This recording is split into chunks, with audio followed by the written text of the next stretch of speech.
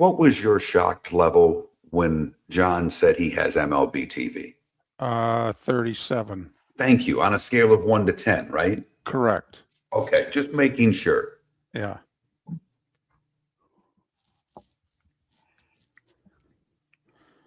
mean, next thing you know, he's going to tell me he's watching early round PGA Tour action on ESPN Plus. Right. Yeah. I'm with you.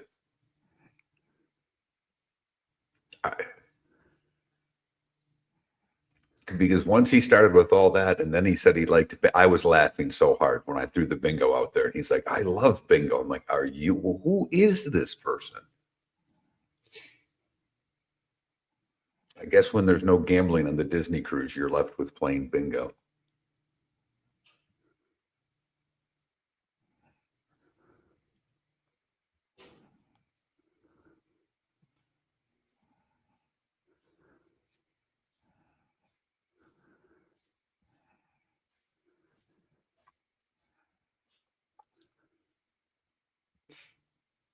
Tim, we may discuss that question on the show. For the record, I think yes is the answer. But I have been asked that privately 3 times in the last 24 hours from friends.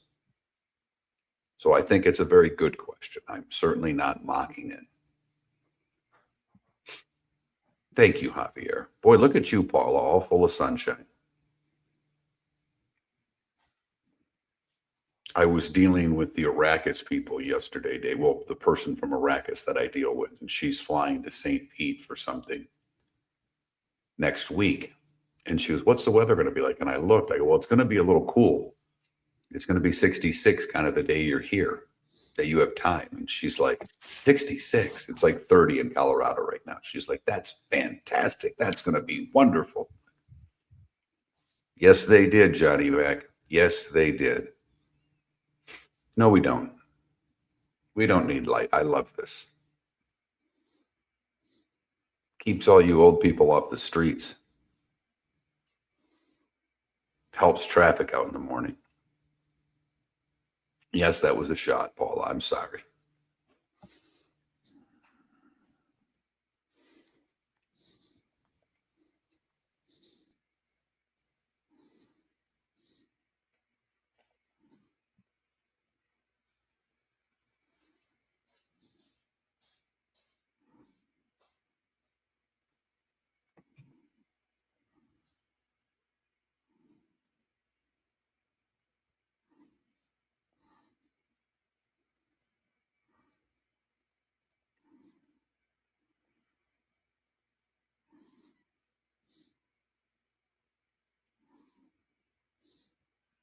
I know I didn't walk yesterday because it was very warm, and I'm not supposed to be out in the sun, Paula.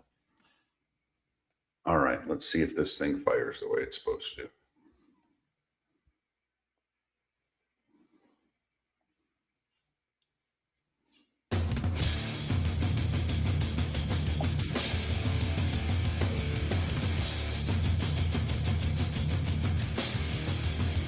You're listening to Miller and Moulton, coming at you from the Floormeister Studios. Floormeisters, keeping it real.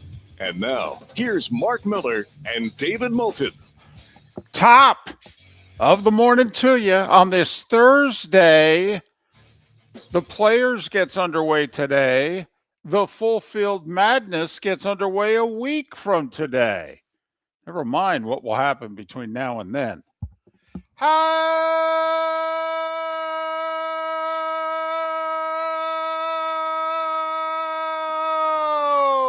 the heck are you, Miller and Moulton? MillerandMoulton.com. Miller_Moulton on X. Is today still a BAM day? No.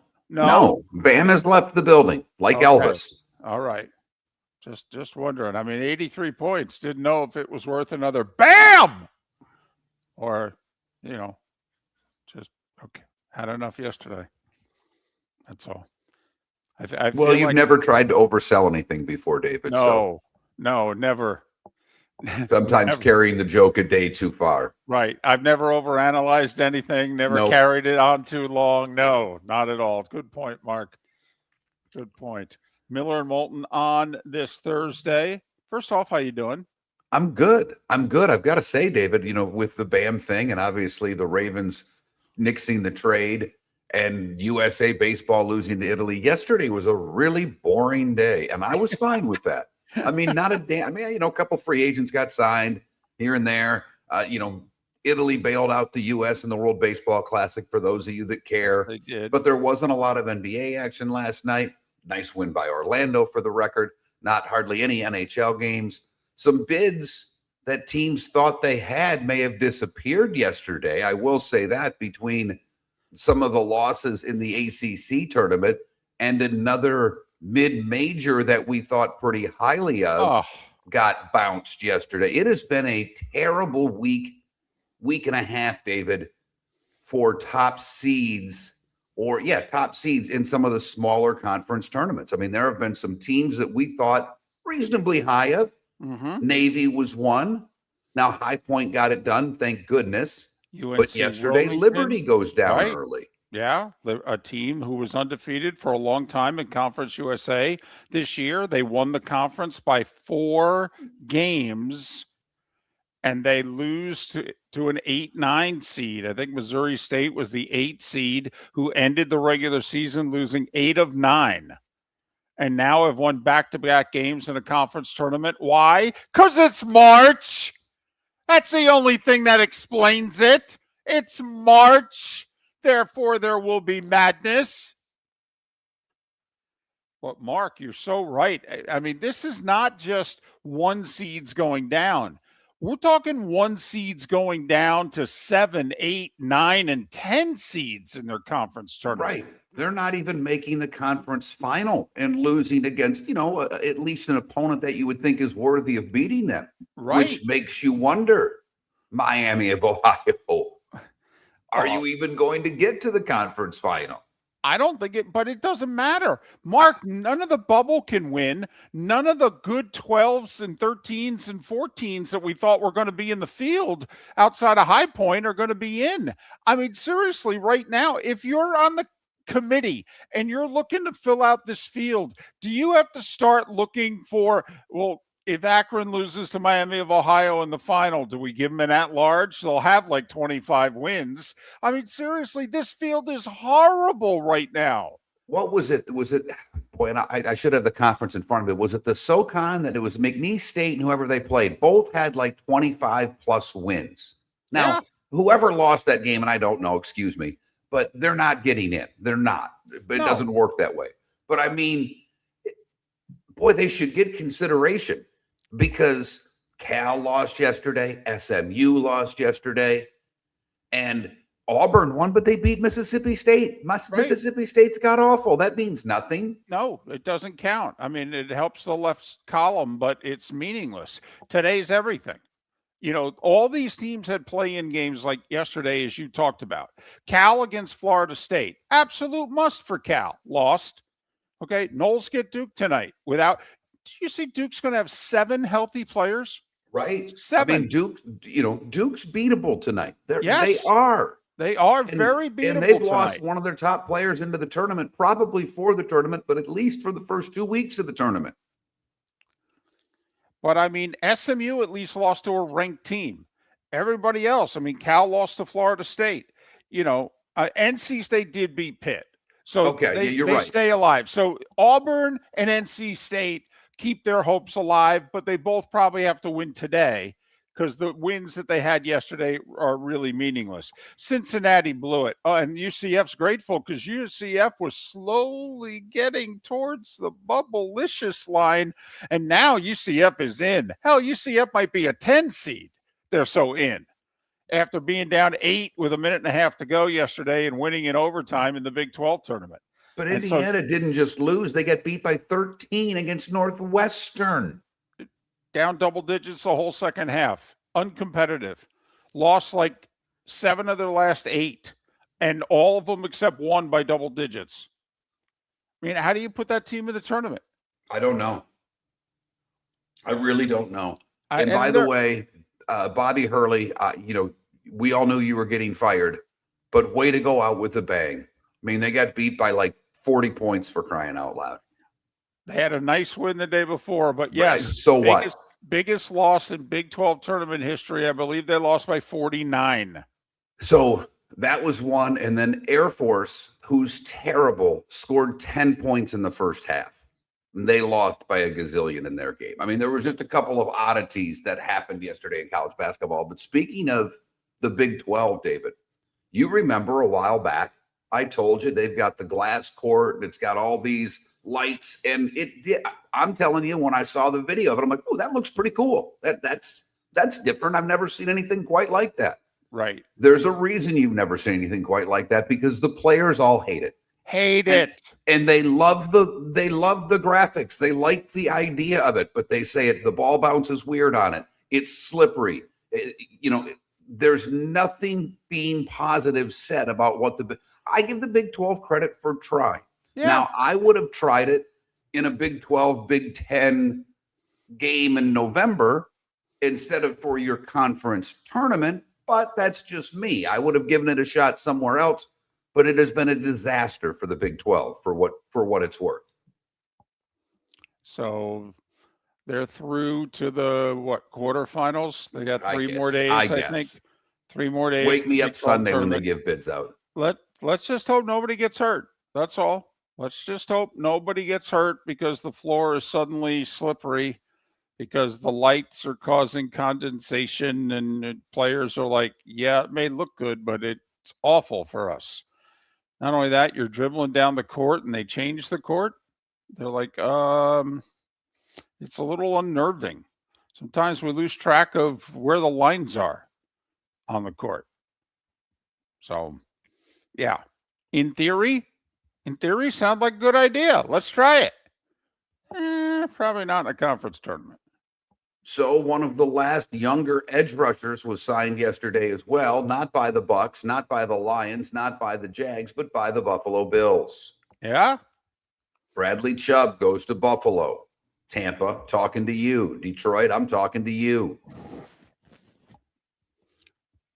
I put your poll question up. I had the poll question up 10 minutes before the show started today, David.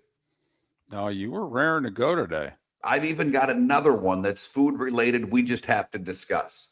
Huh. But you asked early in the week, and I wasn't ready to do it Monday because we had specific questions about all 3 Florida teams that I thought were more valid at that point.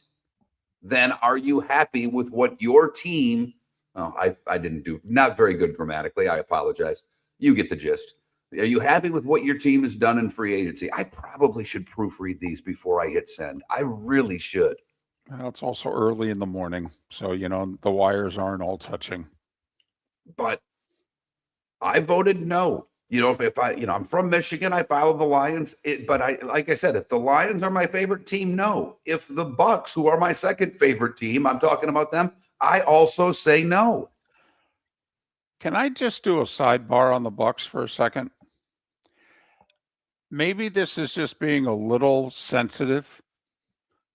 And, the Bucks are not my team, but I hope they do well. I have a little fondness for them because my grandmother, my beloved grandmother, she loved John McKay. She loved the Bucks going all the way back to, the big sombrero and the creamsicles. Loved them. And so she'd root for him against the Giants. My grandfather and I'd be sitting there looking at her going, what are you doing? And she's a Notre Dame fan, and she loved the former USC head coach. Anyway, so I have a soft spot for the Bucks, always have. And so they've lost a couple guys to free agency. Okay, everybody is. But a couple of guys that they've lost have gone elsewhere and have said, yeah, I signed here because we can win a Super Bowl.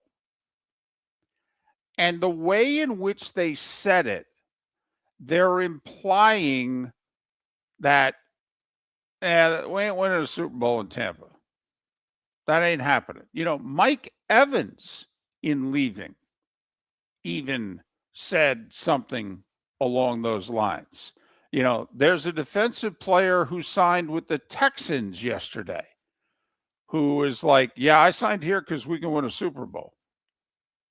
And so they're just, now, is this, Mark, hey, everybody says this when they sign elsewhere? No, I don't think is it is, David. standard, or I've not. I mean, there's been a lot of guys that have signed. That's not been their line, David. right? That's what I'm trying to figure out. Am I being a little sensitive here, in that everybody kind of sort of says something along these lines, or am I reading into, hey, I've spent a few years in Tampa. I like Todd Bowles, nice guy. They ain't winning a Super Bowl. I guess that's what I'm wondering. Are some guys saying this without saying it? It seems like that to me. And the fact that I don't know how many times they've come in second, but man, the talk for a week and a half is Hendrickson was coming to the Bucs. I can't believe there wasn't an offer from the Bucs. Well, quite frankly, I can't believe, if you were after Trey Hendrickson, that you didn't think it was going to cost you at least $28 million a year. Seriously, I can't believe Baltimore got him for, 4 for $112. Okay, if you were only offering 3, you throw the 4th year on there, you make it completely non-guaranteed. I mean, give me a break. But did you really think you were going to get Trey Hendrickson for 24? Your roof is your home's first line of defense. At Pelican Roofing of Florida, Ronnie, John, and their team bring years of experience to protect what matters most, your family and your business. From residential repairs to large-scale commercial roofing, we deliver honest work, fair pricing, and quality you can trust. An upgrade on your roof can lower your insurance costs. Don't wait for a leak to turn into a disaster. Call the experts at Pelican Roofing today. 1-866-9-PELICAN. That's 1-866-9-PELICAN. Online at pelicanroofingcompany.com. CCC 1332512. Let's talk the big differences between Floor Meisters and the big box store that sells flooring. Floor Meisters is family owned. They do flooring, not doors, nuts and bolts, or weed killer. They specialize in it. They know it. Floor Meisters backs their installer. So if there's ever an issue, good chance the boss, TJ, will come out and make it right. Floor Meisters prices beat the box stores every day of the week. When you think flooring, think Floor Meisters in Naples. Floormeisters.com. Real people, real prices, real quality selection. The Floor Meisters, just keeping it real. American Paint Supplies is your one-stop shop for all your coating needs and has been for 30 years. American Paint Supplies is also your #1 Festool dealer in Southwest Florida. If you are a builder, cabinet maker, painter, or power tool enthusiast, Festool craftsmanship can be found at American Paint Supplies. Celebrating 30 years of service, and Festool is celebrating 100 years of excellence. Come to American Paint Supply for a perfect pairing of service and expertise on 6100 Shirley Street, Naples, off of Pine Ridge, or online at AmericanPaintSupplies.net. Get ready, Southwest Florida. The Southwest Florida Ag Expo is back. Now's the time to save big with the Mega Pass, your all-in-one ticket to the fun, one low price. Get you one-day admission and unlimited midway rides. Mega Passes available online through February 26th at swflagexpo.com. Don't wait. Grab yours. Get ready for roots, rides, and real fun. Lee County, building a better community through business, sports, and tourism. This is Miller and Moulton.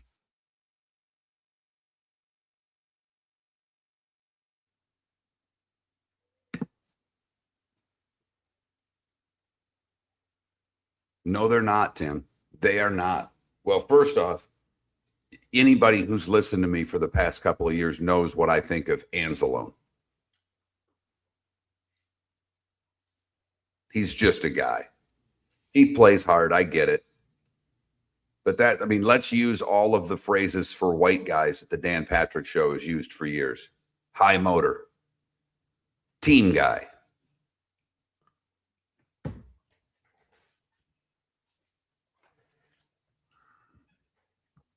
Oh, crap. All right.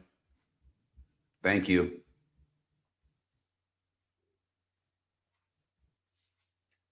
Oh, boy.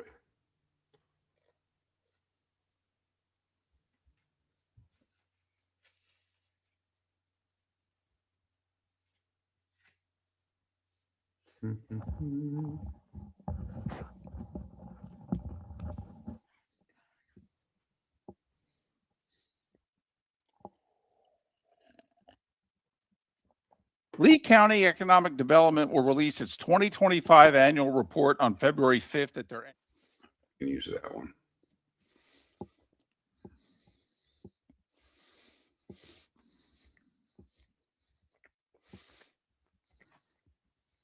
We can't meet the farm animals anymore. No, we're done with the farm animals. I'm so disappointed.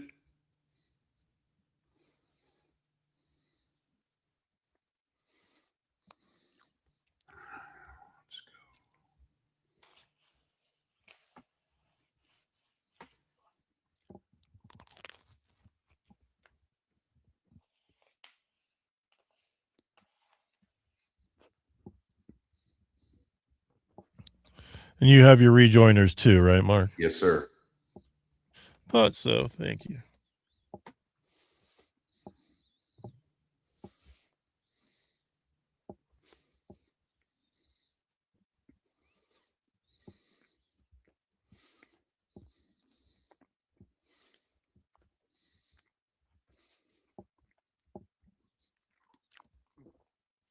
Alan, where was the event?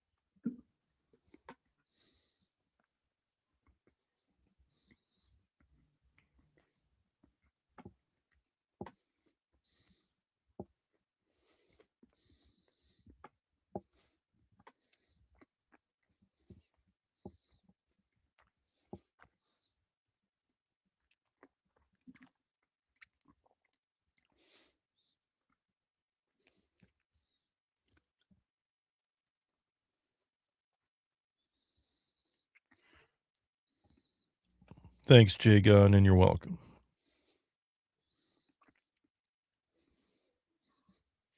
Raj, check your mail.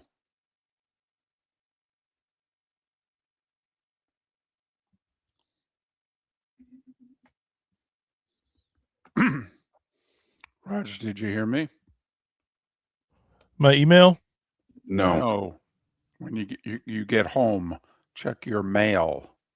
I got you. Thank you.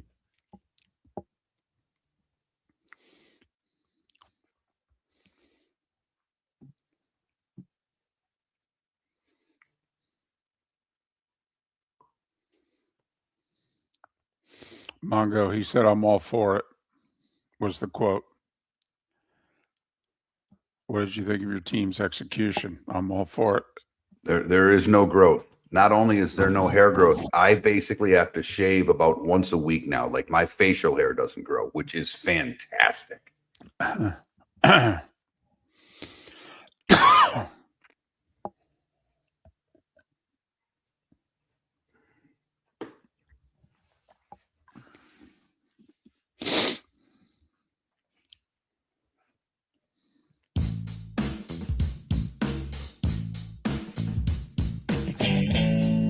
'Welcome back to Miller and Moulton. Text the guys what's in your mind at 21,000. That's 21000. And now, here's David Moulton. 21 minutes past the hour. Miller and Moulton, millerandmoulton.com, Miller_Moulton on X. Well, we got a reprieve last night. Whew. Man. Thank goodness. If you say so. Aw, come on now. Oh, I was rooting for Mexico. I wanted a Mexico 4-3 victory. When Italy got to 5 runs and was up 5-0, I was like, this is horrible. This has lost every bit of interest for me. And I wasn't watching it. I was just following the score. Really? The Yeah. WBC's lost interest because the United States is still alive. Yep. I wanted them to be punished for being morons. I did not want that manager to be bailed out because he's an idiot. I understand, but it And is not just him, the entire USA baseball, because it's, yes, he should have known, but there have got to be other people that, yo, dude, you know you have to win tonight. Well, I and agree apparently with that. no one told him that. I agree with that. First off, you're undefeated. They're undefeated. How could losing. I mean, how could you not think they're undefeated? You're undefeated. Mexico's got a loss because you beat them. Think about it. If you lose, you're tied with Mexico. Then goes to a tiebreaker, right? You at least have to know what the tiebreaker is. He clearly didn't know what the tiebreaker was, or he thought it was head to head, which it was anything but. So the U.S. gets a reprieve. Italy wins. So Italy won the group. The U.S. finished second, and Mexico with 2 losses finished third. No tiebreaker needed. Here's my thing. Now, nothing was said about this 3 years ago. I mean, Mark DeRosa was the manager 3 years ago. We lost in the final to Japan with Ohtani striking out Trout to end the game in a 1-run win. I mean, but people praised the job that Mark DeRosa did. But now, of course, with a major blunder like this, doesn't it beg the question, what the hell is Mark DeRosa doing managing this team? And I get you got 30 managers that are active and you can't pry them away from their teams during spring training, I guess. But I'll just say, fine, you can't. But Joe Madden is not working. Dusty Baker is not working. I mean, there's got to be a couple other guys. Joe Girardi. I mean, you want to make fun of him? Won a World Series. I mean, seriously, can't we? How about Ross, who managed the Cubs? I mean, Mark DeRosa? I mean, come on now. What are we doing? I mean, Spo's going to be our USA basketball Olympic coach. We just had Mike Sullivan, won 2 cups with the Penguins. You got to the crux of it there with your last 2 comments, David. Yeah. Sorry to cut you off, but you got, Spo's coaching the Olympic team. When are the Olympics? In the basketball offseason. Sullivan coached the USA Olympic hockey team. That tournament had a shutdown for 3 weeks. This is spring training. Now, and I understand the guys you mentioned are not working, but if you want a current manager, then you need to move this to the summer, shut your season down for a couple of weeks, and they're not willing to do that yet. Mark, I said that you can't go with any of the 30 current managers. I get it. But there are people who Mark DeRosa has no managing experience. Okay, outside of Team USA and 2 World Baseball Classics. Okay, he's a highly thought of guy. He's been offered front office jobs before. He's one of those guys in the media that people think, he could work for a baseball organization. He's chosen not to. Okay. But I mean, Mark DeRosa over Joe Madden? I don't know what to tell you. I don't know what USA Baseball, whoever it is in charge of this that makes the decisions. I'm going to have to plead ignorance because I don't dig into Team USA Baseball. This, I will say, I don't know if I'm in the minority, but the numbers have been very good on television. Excellent. This tournament does nothing for me.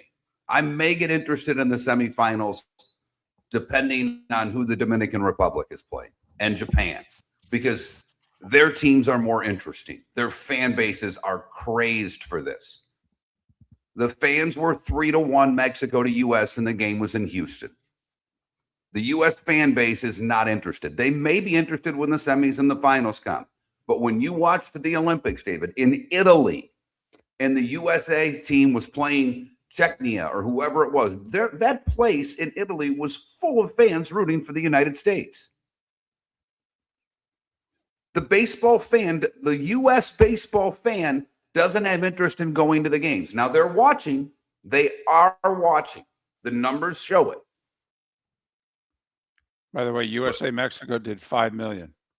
5 million. The first 2 games did like 2.5 and 2.9, but or was it USA That's a really Mexico? good number. I mean, Sunday Night Baseball gets right around less than 2 million. Right. If it's Yankees, Red Sox, it does a little over 2. But yeah, I think for the season, it did like 1.7 last year. Right.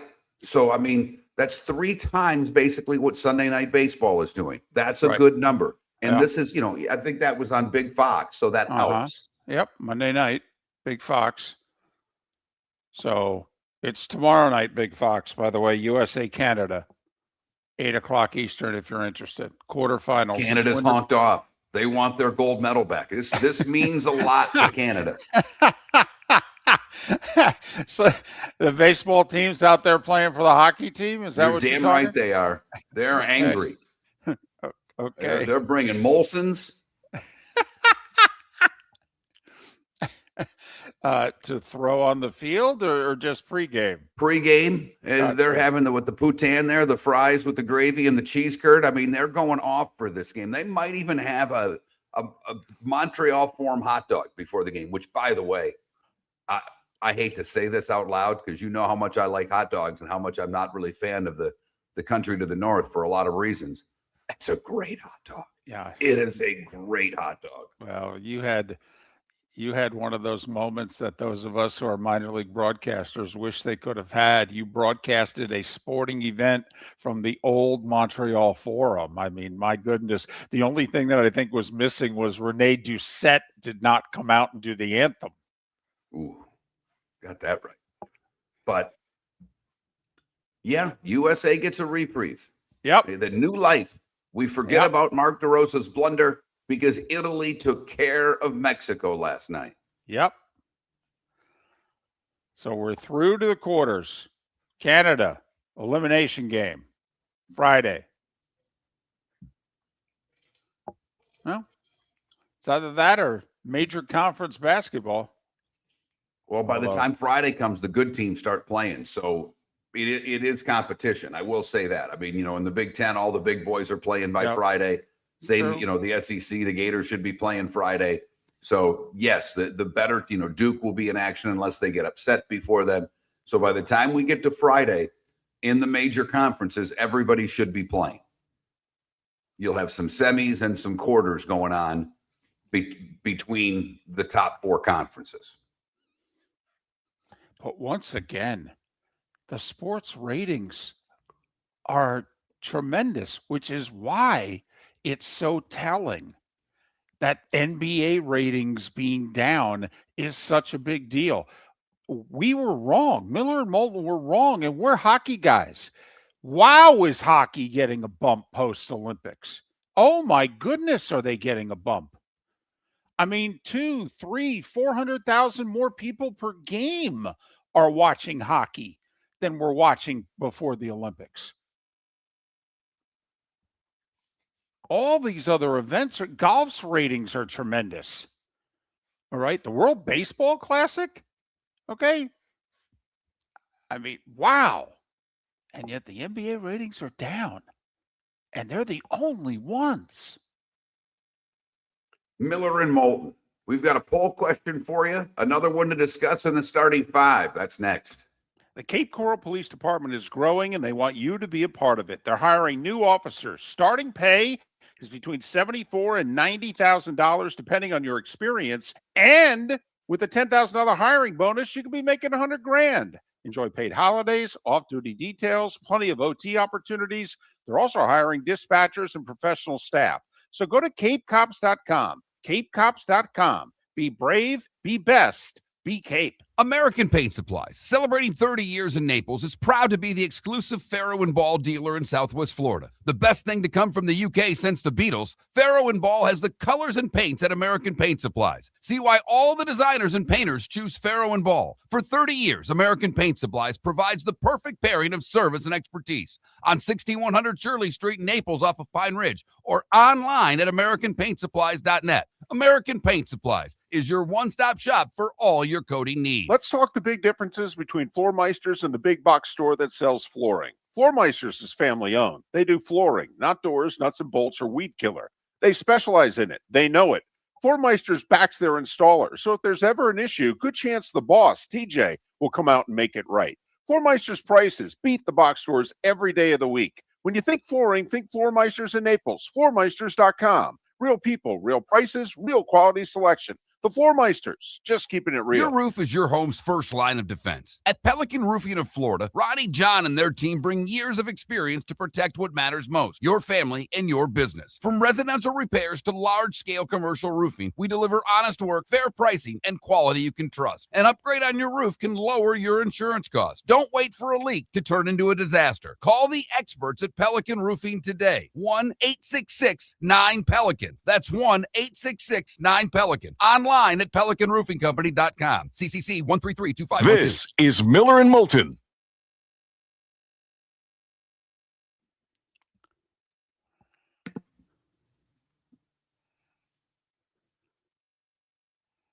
I know we've got Bob on, and I'm going to ask him about it, but did you see Furyk's little comment? He basically said, you want to fix the game? Reduce the size of the driver's head. Basically, there's a mini driver that a lot of players play, but he's like, reduce the club head size of the driver. Because I know this isn't going to be popular to say it, but you want to back this game down a little bit? Reduce the driver head. It's not the worst idea I've ever heard. He's been taken all the way. He's not putting well, Brown Chicken. He's not. I mean, he's not hitting his irons very well right now. It's. I'll be interested to see now if he goes and wins this. It'll be amazing because it just shows that he's got a switch. But he's not hitting the ball that well right now. His iron play is not what his normal iron play is. I mean, he's the best. One of the best iron players in the world.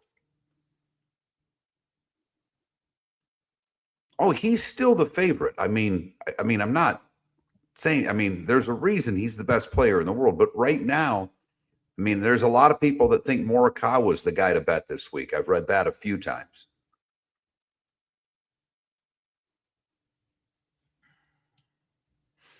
Boy, I did pick your guy this week as a dark horse because he's on the A list for my thing. Is he on the A list? Yeah. The problem, this tournament, I think five of the last 7 or 5 of the last 6 has been won by a big boy. Well, yeah, I think 6 in a row because Scotty's won it twice, Rory's won it twice. What's his face who then left for LIV? When he won it, he was top 5 in the world. Right. And I want to say I'm trying to think of the other one was, but he was a top player when he won it, and I don't know if he is right now. And stove up not just the par 5s, putting them back a little farther on the par 4s. These guys are hitting driver wedge everywhere now. Yeah. Like last week, it was unreal. 510-yard par 4, and they're hitting driver 8-iron. What the hell? The fact that because they're hitting their 8-iron 175 yards, that's the other thing. It's just, I bought my son new clubs for Christmas, and he just got them because I was waiting for the new Callaways to come out. And he's like, he used them for the first time Saturday. He's like, and he had old clubs. And he's like, oh my God. He goes, I love them, but I got to figure out. He goes, I'm hitting these clubs like 20 yards farther. I'm like, yeah. Mm-hmm. Yes, you are. You're young and strong. You were a baseball player. You're going to hit the ball a long way now with these irons.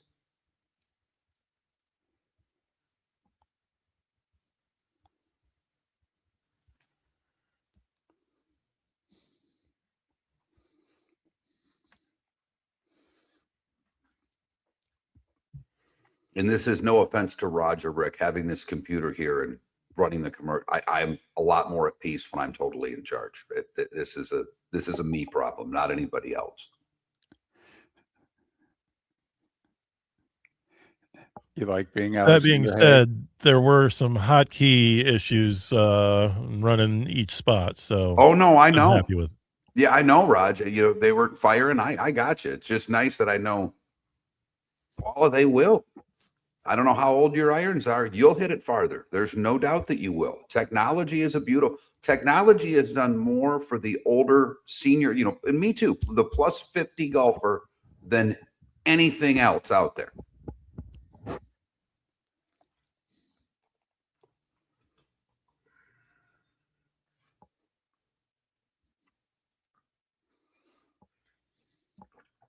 It doesn't matter. Like the XO Club's a great club for someone that doesn't have great swing speed.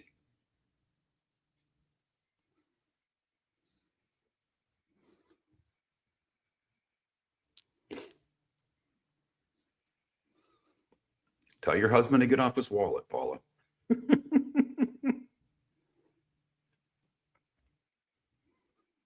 Or do it for him and thank him. Say, hey, thanks for what you bought me.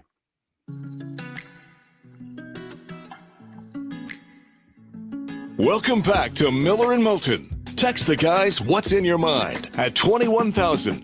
That's 21000. And now, here's David Moulton. 22 minutes till the top of the hour. Bob Harig will join us 1 hour from now. Armando Salguero to talk NFL 2 hours from now. Here on Miller and Moulton, millerandmoulton.com, Miller_Moulton on X. So are we still at one poll question because we haven't discussed the second one yet? Yeah, I was ready, but you went World Baseball Classic, and I'm okay with that. It was an important night for baseball. I mean, as long as Italy can take care of the U.S., pasta for everybody. What hour of the show is this, by the way? Is The this baseball hour. Thank you.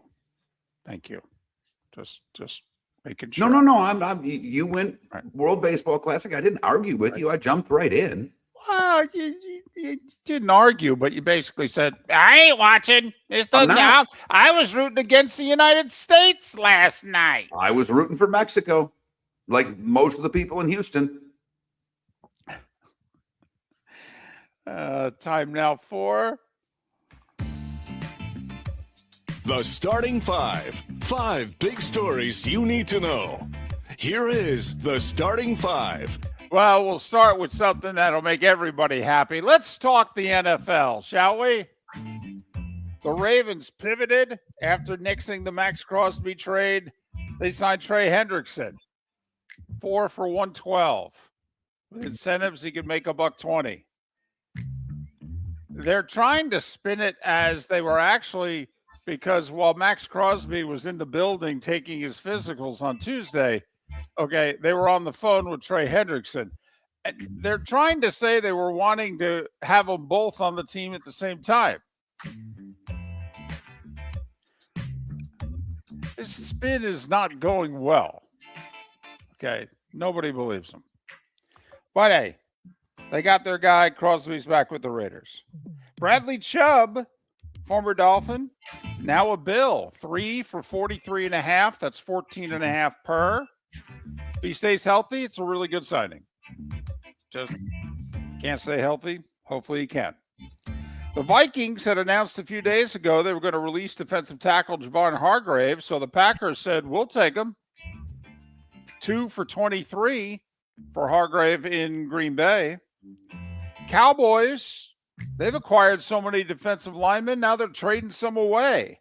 Osi Odajizawa got sent to San Francisco. Niners had the least productive defensive tackles rushing the passer in the league last year. Saleh did amazing things with that defense. They had no pass rush. Remember, Bosa blew out his knee early in the season. They had no pass rush and had as good a year as they had defensively. He did a remarkable job. He ain't there this year. They need to upgrade. They're trying to. They gave up a 3rd-round pick to Dallas for the defensive tackle. Bears safety Kevin Byard. He led the NFL in interceptions last year with 7, but he's 32 years old, so the Bears wanted to move on. Why do you move on from productive players? Somebody want to help me? Don't you need them to start becoming unproductive before you move on? I mean, so what? The guy's 47 years old. He can still play. Anyway, Patriots get 1 year, $9 million. Looks like a terrific signing to me. Did you see what Daniel Jones got from the Colts? Bank, baby. Hey, we got to start putting Daniel Jones. He ain't Sam Darnold. Okay, he ain't Sam Bradford. He ain't Kirk Cousins. By the way, few are. Sam Bradford not only is at the top of the Business Hall of Fame in sports, he's able to do it and go through life without anybody recognizing him. Correct. I mean, Sam Bradford, Kirk Cousins, they're president, vice president of the sports, particularly the football business, Hall of Fame. But Daniel Jones is going to gain entry because he was able to get 4 for 160 from the Giants when he had like 3 good months. And he had 3 good months for the Colts, and he got 2 for 88. And with incentives, it's 2 for 100. Wow. Well, folks wonder quarterbacks. Okay. They've got hand. Tampa Bay signed backup quarterback Jake Browning. He was with Joe Burrow in Cincinnati. He had good moments, and then last year he was terrible. They had to go get Flacco. He was so bad. It was weird. But because before that, he had been really good. But Jake Browning now with the Bucs. Vikings, remember they said they were letting go of running back Aaron Jones? Well, it turns out they were just letting go of him at that price tag. Now they re-signed him for less than $6 million. Now he can come back. Jags signed running back Chris Rodriguez. He played for Liam Cohen at Kentucky. He was pretty productive with the Commanders. He's going to be RB2, it looks like, in Jacksonville. 2 years, $12 million. And Mark, if you were the NFL, would you allow Giants co-owner Steve Tisch, who it turns out was friendly with Jeffrey Epstein in 2013, emailing back and forth? You know, apparently there's nothing salacious involving Tisch, but the fact that he's part of the Epstein files and he acknowledges that, yeah, you know, I emailed him about things, blah, blah, blah. He's basically being forced to get rid of his ownership of the Giants, but he wants to transfer his ownership to his kids. And stay on in his role with the team, the way I read it. I mean, he still had, I thought I read that he was still going to be part of management of the Giants. Okay, and I read that he, his wife, and somebody else were to be like totally done with the team. But remember, you're the NFL. You're going to meet in Arizona next month. I mean, you get to lay down the terms. All right. I'm just curious, if you're the NFL, you're going to let Tisch's kids be co-owners of the Giants, or are you going to force them to, you know, sorry, go find somebody else? Well, I mean, you know, here's the thing, David. I would have him get rid of the team, period. But either way, he's making a boatload of money. If he has to sell them, his investment, whatever he spent to buy his share of the Giants. Oh, my goodness. Yeah. You know, I mean, he's making billions on it's ridiculous. If he gives it to his kids are going to make billions. Either Correct. way, he wins. So I don't think it's a good look being able to give it to your kids. If I was the league, I would make him sell. Okay, fair enough. And they control it. I mean, this was what Tisch proposed yesterday, but the owners have to approve it. College hoops. All the teams at or around the bubble. Count how many of them lost. UCF was in. They would have slid close to the bubble with a loss, but they rallied from 8 down with a minute and a half to play and beat Cincinnati in overtime, 66-65. Bearcats were like second group of 4 out. They got to be out now, right? NC State hanging around the bubble. They beat Pitt by 10. They lived to see today. SMU, last 4 in most people's bracketology. Led late, lost by 4 to Louisville, who's ranked. Does that knock them out? Auburn stays alive. They beat Mississippi State, who's horrible. They've got Tennessee today. Feels like a play-in game.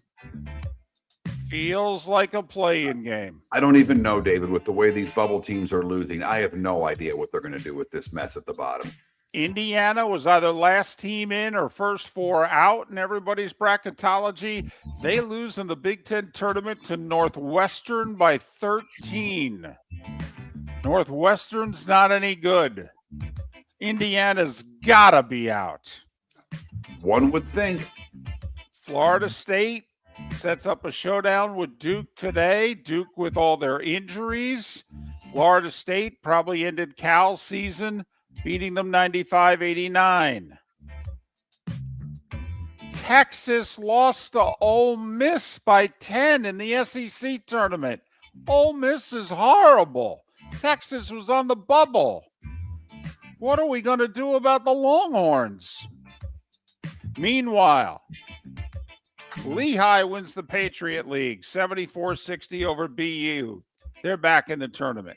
McNeese State with a great run in the Southland. They beat Stephen F. Austin by 17. They're going to the tournament. Shocker in Conference USA. Liberty won the league by 4 games. They finished 9 games ahead of Missouri State in the regular season. Missouri State had lost 8 of 9 heading into this week's conference tournament. They beat the top-seeded Flames 77-69. And Mark, Idaho hadn't been to the tournament since the first Bush administration. 1990. The Vandals win the Big Sky over Montana 77-66. I do think it's one of the more underrated team names in sports. The Idaho Vandals. I always liked it. I mean, they don't do anything well, but when you hear it, you go, that's a pretty good name. Agreed. NBA, Desmond Bain with 35. Magic beat the Cavs at home, 128-122. Knicks over Utah on the road by 17. Jokic with his 25th triple-double of the season. 16, 13, and 12. Nuggets beat the Rockets by 36. Charlotte's above 500, and they're the 10 seed in the East. LaMelo Ball with 30. They beat Sacramento by 8. Clippers got 45 from Kawhi. A lot of defense in this game, David. A lot of defense. Because the T-Wolves scored $128 and lost by 25. And New Orleans over Toronto 122-111. Just 2 games in the NHL. Montreal's won 3 in a row. They beat Ottawa 3-2. The Canadiens are tied with the Lightning for second in the division. Right now, that's a first-round playoff series. That's a good matchup for Tampa Bay. They would dispose of Montreal. Is there a good matchup for Tampa Bay in the playoffs right now, the way they're playing? Are you sure? Yeah. They've got to fix this before I can be confident that there's a good matchup for them in the playoffs, unless it's Toronto. I was going to say that, unfortunately for Tampa Bay right now, the Rangers nor the Leafs are going to make the playoffs. Thank you. Lightning are hosting the Red Wings tonight, though. That could be a get-well game. Montreal over Ottawa 3-2. Ottawa now 5 points behind the Bruins. That was the game in hand they had on Boston last night for Ottawa. Not good. Philly scored 4 unanswered, beat the Caps 4-1. They're both 7 points behind the Bruins. Mentioned it. Lightning host the Red Wings. Panthers host Columbus. 28 of the 32 NHL teams in action tonight. WBC, Italy rescued the United States. They beat Mexico 9-1. So Italy's unbeaten. They advance. Team USA advances to the quarters. They'll face Canada tomorrow night. This is the elimination round. Lose and you're done. And finally, golf. PGA Tour CEO Brian Rolap envisions 21 to 26 tournaments from late January to early September. He wants to redo the FedEx Cup playoffs. Guys, nobody cares. It's a cash grab. When are you guys going to realize that? Okay, I feel badly for FedEx and Charles Schwab. I don't know what to tell you. It's just never going to mean anything. He's talking about a second parallel tour where guys can be relegated off the main tour and drop down and guys can play their way up. Don't they already have that? Isn't it called the Corn Ferry? Am I missing something? No, but this is a little bit of have your cake and eat it too, David. They want to keep a lot of these other tournaments, and this is the way they see to do it. So Right. Like the that's John Deere what I see it Classic. as. Right. The John Deere Classic's going to love being on that parallel tour. Right. They're going to love it. He also, the one thing I think everybody can agree, he's like, yeah, we want 120 player fields with cuts. This whole 70, 80 player, 50 player thing, no. We need 120 players every week. We need cuts every week. I think most people are on board with that. By the way, the Players' Championship, Rory, the defending champion, gets underway today. Rain expected between 1 and 4 o'clock today, and rain on Sunday. One other interesting thing he said that I think people look at, it's not great TV, and this is what he's got to figure out. But the thought of the FedEx Cup being match play to me is fascinating. I love the idea. Absolutely love it. Isn't it interesting, though? What did the PGA Tour get rid of 2 years ago? Their match play tournament, when they had a sponsor in Texas and a golf course that were all in, and the people came out and supported it, and the tour dropped it. Right, but that was a full field tournament. This would be 16 golfers, of which we know the names of all of them. To me, that makes a very big difference when it comes to match play. Your roof is your home's first line of defense. At Pelican Roofing of Florida, Ronnie John and their team bring years of experience to protect what matters most, your family and your business. From residential repairs to large-scale commercial roofing, we deliver honest work, fair pricing, and quality you can trust. An upgrade on your roof can lower your insurance costs. Don't wait for a leak to turn into a disaster. Call the experts at Pelican Roofing today. 1-866-9-PELICAN. That's 1-866-9-PELICAN. Online at pelicanroofingcompany.com. CCC 1332512. Let's talk the big differences between Floor Meisters and the big box store that sells flooring. Floor Meisters is family owned. They do flooring, not doors, nuts and bolts, or weed killer. They specialize in it. They know it. Floor Meisters backs their installer, so if there's ever an issue, good chance the boss, TJ, will come out and make it right. Floor Meisters prices beat the box stores every day of the week. When you think flooring, think Floor Meisters in Naples. Floormeisters.com. Real people, real prices, real quality selection. The Floor Meisters, just keeping it real. Mark Miller for Sleep Treatment Direct. They are helping me with sleep apnea. And by helping me, I mean curing me. No more CPAP machine. No more snoring. No more tossing. No more waking up exhausted. Their expert team got me the right treatment, fast and hassle-free. If you want to feel energized and get rid of your snoring, call Sleep Treatment Direct today. 444-1741. That's 239-444-1741. Sleep Treatment Direct. Sleep safe and sound. Lee County Economic Development will release its 2025 annual report on February 5th at their annual meeting. It's a powerful look at our local economy, highlighting key data, emerging trends, and performance from the past year. The report covers major industries, workforce initiatives, business growth, and partnerships that drive Lee County forward. For more information about the annual meeting and the Economic Development Office, visit LeeCountyBusiness.com.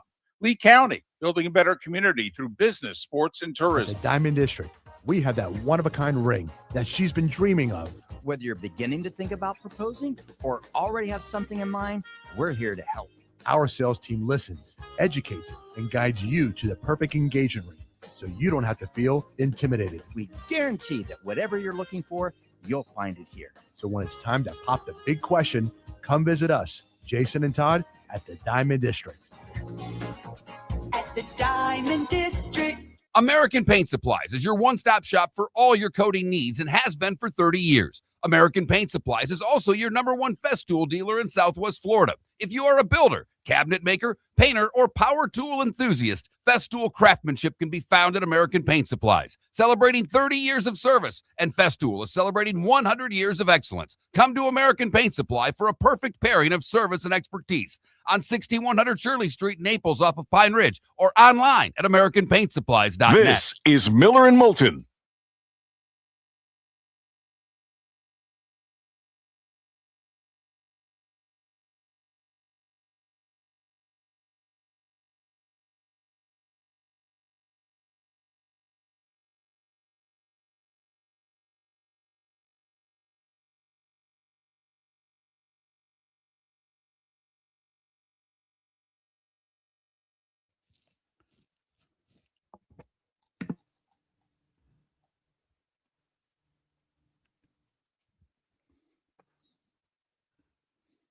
I see, Ambi, you just glossed over my comments because you want to talk about Von Miller, because you probably didn't either see what I said or like what I said. But I have your guy no better than the 5th best center, maybe the 6th.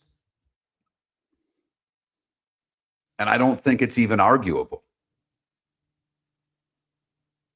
It's 5 or 6, which doesn't make him, to me, a top 15 player of all time. And that's what everybody's, you think he's a top 10. I'm not sure he's a top 15 player of all time. Because I'll take Wilt, Kareem, Russell, and Shaq there's no argument. They're all better. Then to me, is he better than Olajuwon?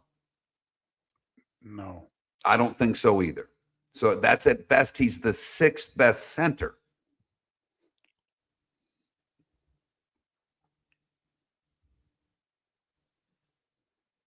I mean, we're not even getting into the other positions. I didn't even bring up guys like Jordan yet. I'm just talking centers. And, I mean, Patrick Ewing would probably like to have a word.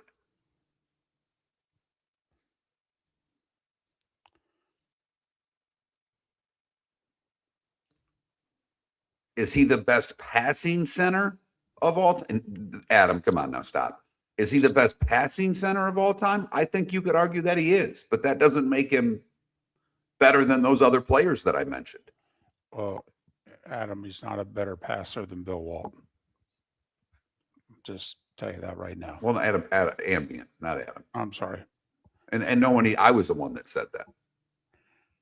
But I think the problem is, he's a cone defensively, and now they don't play defense in the league anymore. But Moses Malone just called and said, "Where am I on the list?" I mean, I'd put him above Moses for this reason. Moses defensively didn't, he didn't offer any rim protection either. He was so. But he rebounded. Right. He led the league in rebounding. And I do think that he could play in a lot of eras. I think Absolutely. he's physical enough, and I don't think.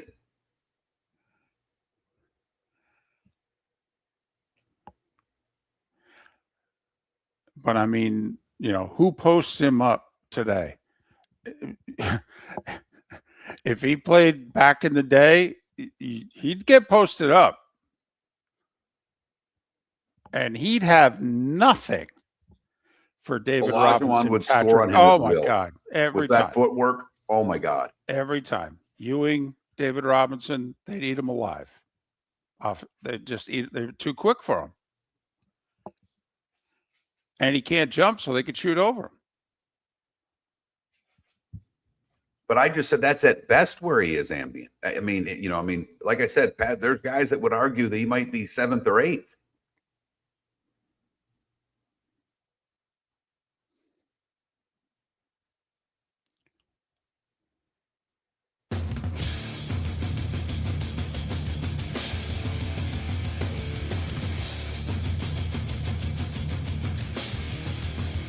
You're listening to Miller and Moulton, coming at you from the Floor Meister Studios. Floor Meisters, keeping it real. And now, here's Mark Miller and David Moulton. Hour 2 of Miller and Moulton on this Thursday. Thanks so much for being with us. Players gets underway a few minutes, actually, I think, first tee times. And Sun better come out first. Yeah, I know. It hasn't yet. Rain today between like 1 and 4, and then rain on Sunday, and it's going to linger on Sunday. So that final round might be interesting. A week from today, the full field tournament gets underway.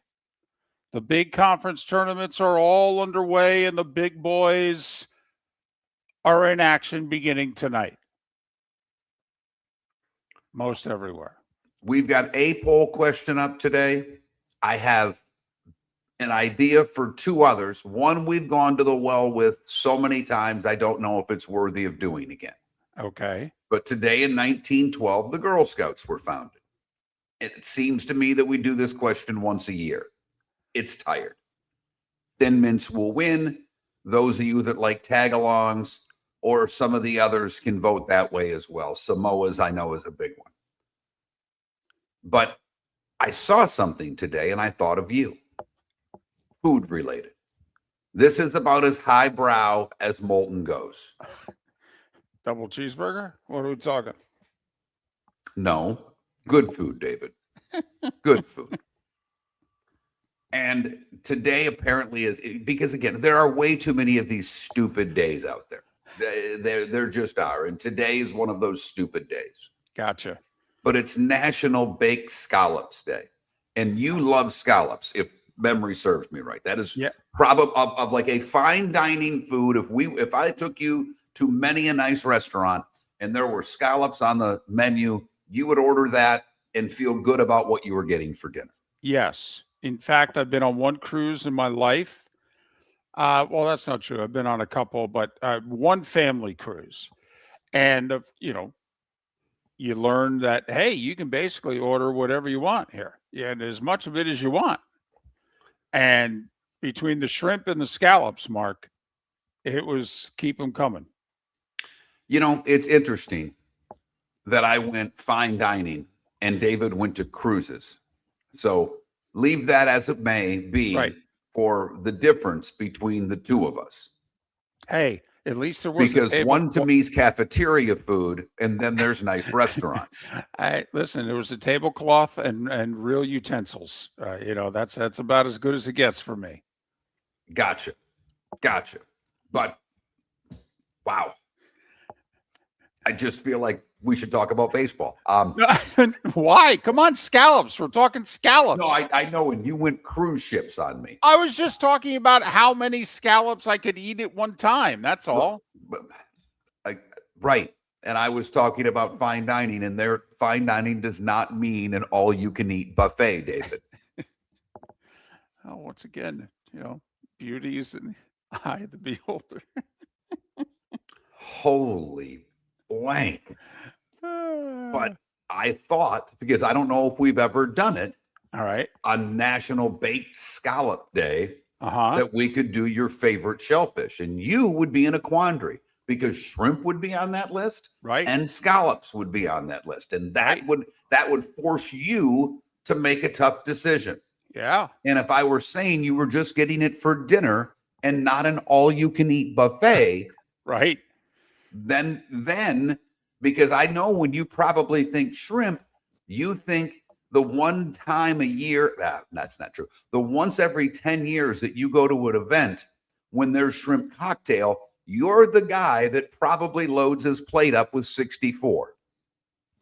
Well, I try to start with 16, but then, have multiple plates. Right. You do it like the NCAA tournament. You start in the East region and you make sure you hit all 4 regions. Well, we've got noon games, 3 o'clock games, 7 o'clock games, 10 o'clock games. Right. That's all. It's a full day. Hey, listen, I probably shouldn't go here, but those that listen to the show know that 6 years ago, I lost my left kidney to cancer. And, we didn't hide. I mean, we weren't on the air for 2 weeks. I mean, we kind of got to let people know what's going on. Right. It was a major dilemma for the show because, it takes a kidney for Miller and Moulton to miss 2 weeks. I missed a day for chemo. Right. David did miss 2 weeks for a kidney. Right. Mark has so far missed 2 days. 2 days for going to Moffitt and getting a bone marrow transplant. He's missed 2 days. Right. I did have to miss 2 weeks, though, because it was during the pandemic and I was hospitalized for over 11 days. So, and they wouldn't let me. And trust me, I asked. They wouldn't let me bring in my, equipment to do the show from the hospital. So thanks to Moffitt for letting them, Mark, bring in the equipment so he could do the show for the 3 weeks that he was staying on campus, if you will. But anyway, so my doctor comes in. Now, in the morning, he had told me I have cancer. And the pain was so bad, I didn't really care. Honestly, I'm just like, deal with the pain. I'll worry about the big C later. So he comes in. He's kind of brought the pain down to the point where I can function. And me, I say to him, so what's the deal? That's exactly what I said. So what's the deal? And he said, I want you to think of your kidney as a scallop. Ooh, then you got hungry. Total. Well, he's got me. Right. I Good mean, scallop. if you don't think kidney cancer's got my full attention, okay, think of your kidney as a scallop. I'm all in now. Okay. And the cancer is wrapped around your scallop like bacon. And there is no way to get to the scallop by removing the bacon without removing the scallop. That's how much bacon. And he literally said, that's how much bacon there is. And I said, well, I guess we got to get rid of the scallop. And he said, yes, we do. And that was the conversation we had. It wasn't kidney. It wasn't cancer. It was scallops and bacon. And we communicated just fine. You know, not to play top the cancer story, but I had my a-hole moment of the week yesterday. A friend of mine wasn't aware of what was going on with me. He's not on social media. He doesn't listen to the show. He doesn't play golf at my club. So he's someone that kind of fell through the cracks when I was letting people know. Right. And he's a great guy, but he's a busy guy. He's retired and travels all over. I mean, he and his wife live the best damn life. They really do. They go all over the place. Good for and them. I'm envious of all the travel that they do. He reached out to me last night at around 8:30. And, you know, it's Millsy, I'm a horrible friend. I just realized what's going on with you. And I sat there and I was actually on the phone with my son at the time. I'm like, how am I going to answer this? Because my first thought was to respond with, yes, you're a horrible friend, and text nothing else. And let that marinate for about an hour before I followed it up. And the only reason I gave him more is that I didn't send the text until after 9 o'clock. And I thought there's no way I was going to be awake at 10 o'clock to send the follow-up text. It's the only thing that prevented me from sending just a text back that said, yes, you are a horrible friend. Horrible. Yep. That would have been a great text. Yes, ... horrible ... So I think I'm going with the shellfish question. Okay. I think we're going to go shrimp. I think we're going to go scallops. I don't think oysters, while wonderful and delicious, most of you don't like them. But, you know, I think we go crab and we go lobster. I think that's about a big four. And I think scallops will finish last. I think you're right. And, you know, crab is wide open. That could be, you know, you people that go to the all-you-can-eat buffet. Did I just go, you people? Yes, I did. And get the snow crab. Then there could be those of us that call Big Jimmy, like Pat Kerwood and I, and get the stones. I will say, for our Tampa audience especially, the Pelican Roofing of Florida text line is always open. Your restaurant recommendations for this city are always appreciated. Someone sent me a pizza joint, turned out to be pretty damn good. Got about 3 others I want to try. But as I'm up here in the Tampa area and I can get out for a meal or two, our mutual friend, I said I'd gone to this place, and he's like, boy, you're checking off all the Tampa boxes, aren't you? I'm doing my best. I'm here for a couple of months. I get out to eat at least, 3 times, 4 times a week, most of it to go or somewhere that has outdoor seating, because that's what they tell me to do.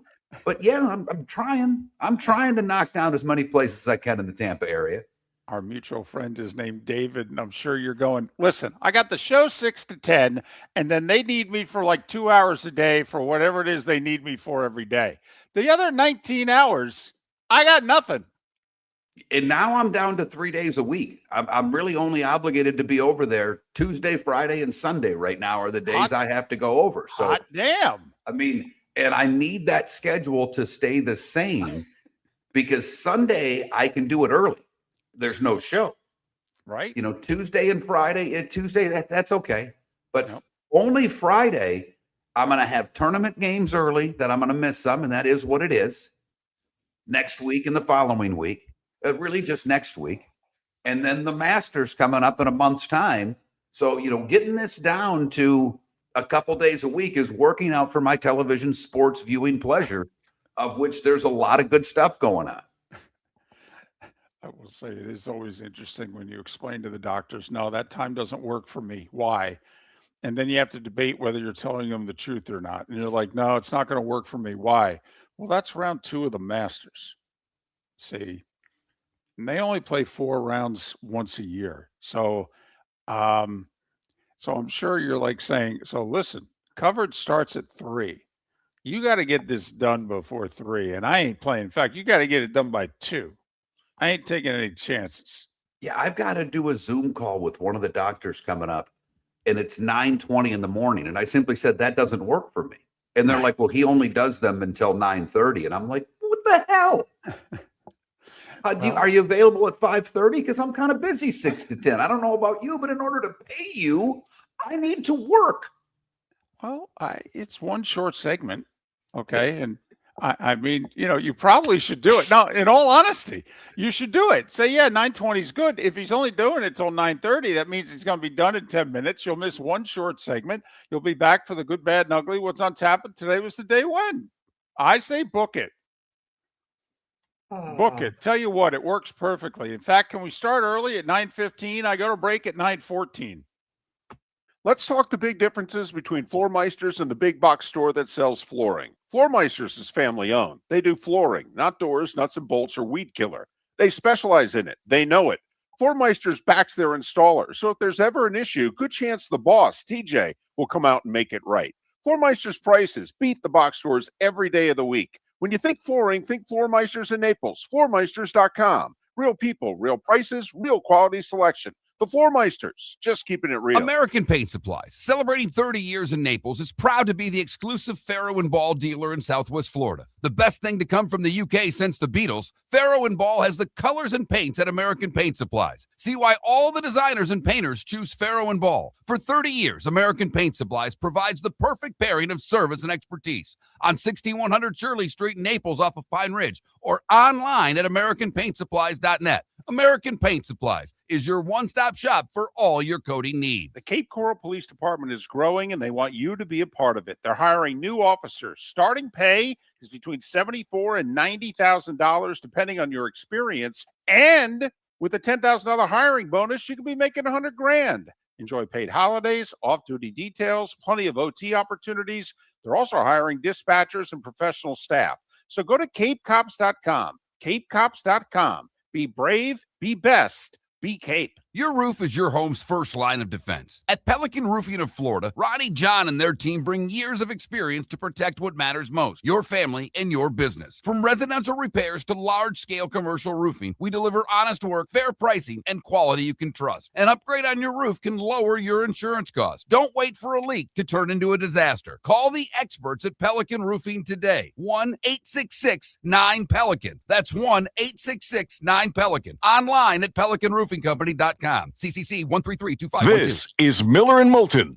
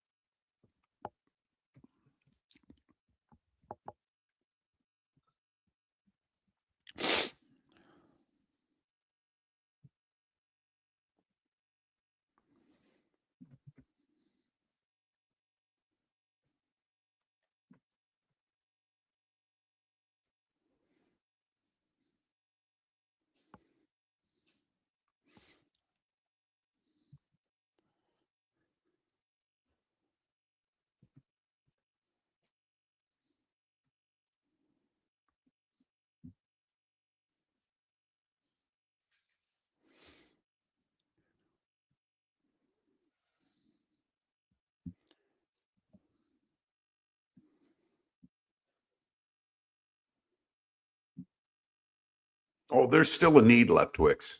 For a guy not to know the rules of an event he's playing in, he shouldn't be ever. It's embarrassing that he's the manager in the first place. We've already discussed it, but it's embarrassing. David brought up 5 guys that are far more qualified that were not picked as the manager. He's not a manager. He's never been a manager. And as Dave pointed out, you got Joe Madden, you got Dusty Baker.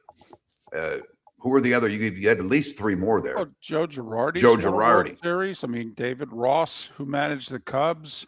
I mean. And my point is, this is why a tournament like this needs to be mid-season, because then you could actually have an MLB manager doing it. Yeah, but Dusty Baker was managing Nicaragua because he wasn't managing Team USA. If we asked Dusty Baker, he would have, of course, managed Team USA.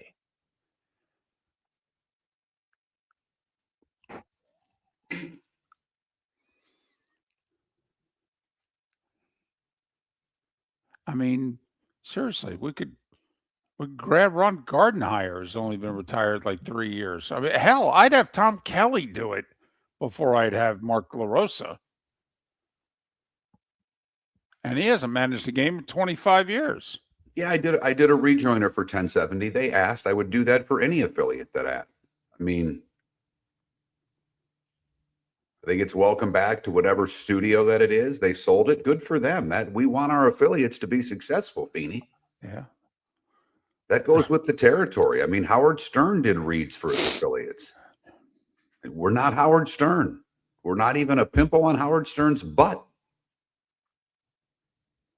Back in the day, we had Cowherd do reads for our show. Right. He did rejoiners and stuff, and he did it as a courtesy because he was just starting. You're listening to Miller and Moulton.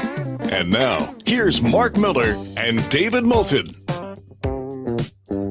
21 minutes past the hour. Bob Harig joins us in a little more than 15 minutes, live from the Players' Championship in Ponte Vedra. Rain today between 1 and 4, and it could be heavy at times. Quick line of showers going through. It's your daily weather update. But paying attention. They're live, Mark. Oh, the local newscasts. They're all live from the Players. And it's always great at 5:30 in the morning. You're standing there in pitch darkness. But you're live from the Players. You're letting everybody know. We're here. We're live. And then, of course, you're throwing it back to the studio for all the graphics and what have you that you're not there to point to. But you're live. We're live from the Players. We're live. It's happening. Of course, not right now because it's total darkness, but we're live. All right, we got it. I will say, saw a great shot of the 17th with some early morning light. Now, I don't know if it was like the TV lights near it, but it was still dark out, and it was like this silhouette of the 17th green in the darkness, and it looked amazing. It really did. And I'm a golf nerd. When you give me a certain hole pictured a certain way, I can nerd out on golf pretty quickly. I watched a little bit of live from the Players yesterday. Bob Harig will join us in 15 minutes. And I'm not a Randall Chamblee guy. I love how opinionated he is. I do. I think now he's become a bit of a tool about certain golfers and certain issues. And, I didn't think he was a tool for the longest time. I just thought he was an independent thinker. But I thought he had an interesting idea. They got the Brian Rolap guy sitting on set with him. And Rich Lerner asked him about this stadium setup. And he said, well, amazing, and that Dean Beeman and Pete Dye and everybody 40 plus years ago, all the credit they deserve for thinking of this and building it ahead of time. And it's fantastic. And Chamblee said to him, he goes, well, you guys got $1.5 billion that was given to you by Steve Cohen and John Henry. And he rattles off a few of the names and he goes, did you ever think of building a couple of these golf courses elsewhere around the country? maybe making that your FedEx Cup playoffs, building your stadium courses and this, that, and the other thing. Because Chambly said, I know you're talking about wanting to play in New York and Boston and Philly and what have you. It ain't easy getting a hold of those courses, you know. It goes, I don't have to, he goes, now you've been in the NFL for 22 years. You may not be aware of this. It ain't easy getting a hold of these courses and shutting them down for as long as you need to shut them down for. He goes, you know, you may want to build your own. And he's like, yeah, we ain't interested in that. Okay. I actually thought it was an interesting idea. What are you going to do with that $1.5 billion? I agree with you. I mean, they did build these TPC courses all over the country. I mean, that was the ideal with these, was to make several stadium courses, if you will. Mm-hmm. So anyway, we'll talk more golf. Bob Harig coming up in about 15 minutes. Our original poll question is very simple. Are you happy with what your team's done in free agency? And right now, 62% of you out there say no. Usually, everybody buys into what their team is doing. Right. You know, there's a guy here at the Hope Lodge where I'm staying. Been dying to talk to him. He has Dolphin gear on every day. And, you know, he's taking care of his wife. So I try to leave people alone when they're caregivers, and I probably talk to more of the cancer patients than I do the caregivers, just because I try to be in a good mood around here. And when I see someone without hair like me, I put a smile on my face, even though I've got my mask on most of the time. They can tell I'm smiling by my eyes and my facial expression and say hello. But he was back in the area where I am. And there's a little nook for the people who have had bone marrow transplants, because we're not supposed to be around people. So there's 3 tables back there. And he's back there. And he's got his Dolphin gear on. And I just finished my lunch and I walked back. I said, so, Malik Willis, you like it? Oh, yeah. And he maybe spent a little bit too much money. I said, well, not really. And we talked for a second. But he's like, in his first response, he goes, anything's better than Tua. And that seems to be a consistent theme with Dolphin. They were so done with, you and I held on to Tua far longer than any Dolphin did. And Dolphin, you were right. We were wrong. Yeah, got it wrong. We were. Now, we would not have given him the contract for when they gave it to him and for as much, but we were still very much on the Tua train. So I just thought, his answer was very interesting to me, that he's in. Anything's better than Tua. Want to try. And again, as we've talked about, you're really only tied to this guy for 2 years. Yeah. If it doesn't work, you can get out before year 3. Totally. And for not a lot of money. Your cap hit in 2028 would be $7.5 million. Now, I don't know how many Titan or Raider fans there are out there, but the Raiders and Titans, they look like they've done some work. We have a Chiefs fan in our chat room. He's been very happy with what they've done. I question the money they gave Kelsey. I like the fact that they got Walker. Will they use him? But I still think there are other spots that they need to do well. Like, I'm trying to, usually there's teams we can point to and go, they did a good job. But I don't know if Jacksonville's done a good job. I don't think Tampa's done a good job. Here's the thing that I did not, and I don't think we realized together or separately. I did not realize that the Jags have $75 million in dead money on their cap this year, all because of Trent Baalke. This has nothing to do with the current regime. But if you wonder why the Jags have maybe let a couple guys go and maybe haven't been as aggressive going after certain other guys, I didn't realize that 1/4 of their cap was taken up by guys no longer on the roster. So, wow. $75 million is a lot of dead cap. That's like top 5 in the league. Dead cap money. Now, the Dolphins' dead cap money is almost half the cap. I think it's like we knew that going in. Right. So that's why Dolphins, we had to bite the bullet. We're okay with it. We went and got a quarterback. Let's see what happens. The Dolphins looking at this as glass half full as a Dolphin fan's been in a while. They really are. But I actually like what the Dolphins have done. You know what I'd like to ask the Chiefs fan? Okay, you like what you've signed. Do you like what you've lost? I mean, you guys have lost 3/4 of your secondary. You had to cut your starting right tackle. Well, we could debate how good he was, and he certainly wasn't worth the $20 million price tag. But the bottom line is you had a need on the offensive line before free agency, and you cut your starting right tackle. I mean, they've lost a lot. I don't know if they've replaced just what they've lost in free agency. But you look, the Eagles haven't done squadoosh, but the Eagle fan's pretty happy with their team by and large. Maybe not the coach all the time, but the Eagle fan is happy with their franchise. The Giants, I think they've done a nice job in free agency. I think they really have. Washington, I think, has done a nice job with free agency. I think the Cowboys have had a pretty good offseason.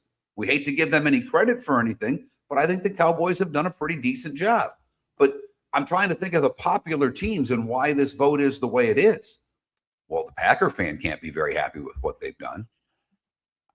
Think of the popular teams out there, and I'm trying to think which ones, I think Buffalo's been okay. I do think, Buffalo's made some good moves here, but when you look at the teams that have a lot of national popularity, I don't know how many of them have had great off seasons. Like, I think Carolina's had a really nice off season. Who gives a damn about the Carolina Panthers outside of Charlotte? Well, I will say they've thrown money around like they have it. I mean, they've signed a couple of the deals in which I went, whoa, that's a lot of money. But hey, it ain't our money, right? Right. But I mean, it seems as if they're overspending to me. But the thing that I'll applaud them for, Mark, and we talk about this all the time, self-scouting, that Carolina's like, yeah, we won the division. We were 8-9. Okay, we got to get a lot better. And they went out and got guys that should make them a lot better. Bob Harig's next. American Paint Supplies, celebrating 30 years in Naples, is proud to be the exclusive Farrow & Ball dealer in Southwest Florida. The best thing to come from the UK since the Beatles, Farrow & Ball has the colors and paints at American Paint Supplies. See why all the designers and painters choose Farrow & Ball. For 30 years, American Paint Supplies provides the perfect pairing of service and expertise. On 6100 Shirley Street in Naples off of Pine Ridge, or online at AmericanPaintSupplies.net. American Paint Supplies is your one-stop shop for all your coating needs. Lee County Economic Development will release its 2025 annual report on February 5th at their annual meeting. It's a powerful look at our local economy, highlighting key data, emerging trends, and performance from the past year. The report covers major industries, workforce initiatives, business growth, and partnerships that drive Lee County forward. For more information about the annual meeting and the Economic Development Office, visit LeeCountyBusiness.com. Lee County, building a better community through business, sports, and tourism. Your roof is your home's first line of defense. At Pelican Roofing of Florida, Ronnie John and their team bring years of experience to protect what matters most, your family and your business. From residential repairs to large-scale commercial roofing, we deliver honest work, fair pricing, and quality you can trust. An upgrade on your roof can lower your insurance costs. Don't wait for a leak to turn into a disaster. Call the experts at Pelican Roofing today. 1-866-9-PELICAN. That's 1-866-9-PELICAN.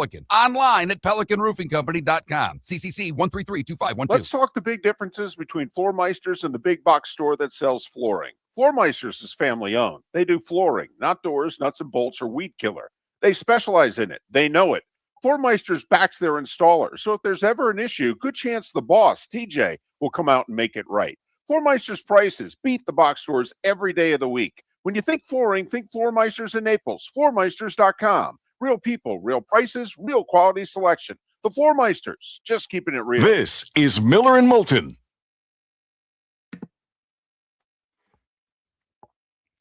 So I just got a text from a friend who listens every morning. Guy I went to high school with. He went from 320 to 241. Wow. Yeah. He's the reason behind. There's a buddy of mine, also from high school, who had this same bone marrow transplant done. And when he and I text, Tom and I were D partners on the high school hockey team. This guy and Dan Dittmar were the other D partners, 4 defensemen. And our coach loved Jim, loved him. Jim does not, I know he's listening. Jim was not a good skater. Jim was a football player. If Jim hit you, he was going to hurt you. He might miss a lot, but if he hits you, he was going to hurt you because he was a big MFer. And our coach loved him because he hit really hard. So whenever he announced the starters, it was always Miller's line or Ditmar's line. And it was always Ditmar's line. To this day, when Tom Pullman texts me, he finishes every text with Ditmar's line. I mean, that's 35 years ago, kids, 36 years ago. Right. So did he lose this weight, straight up? No. Oh. Hope he's okay. Doing a pill for it, but hey, Oh, 80 pounds is 80 pounds. Damn right. And the difference between 320 and 240 is staggering. Just in terms of how you look, how you feel. How you feel. Like, I can't imagine how much better you must feel.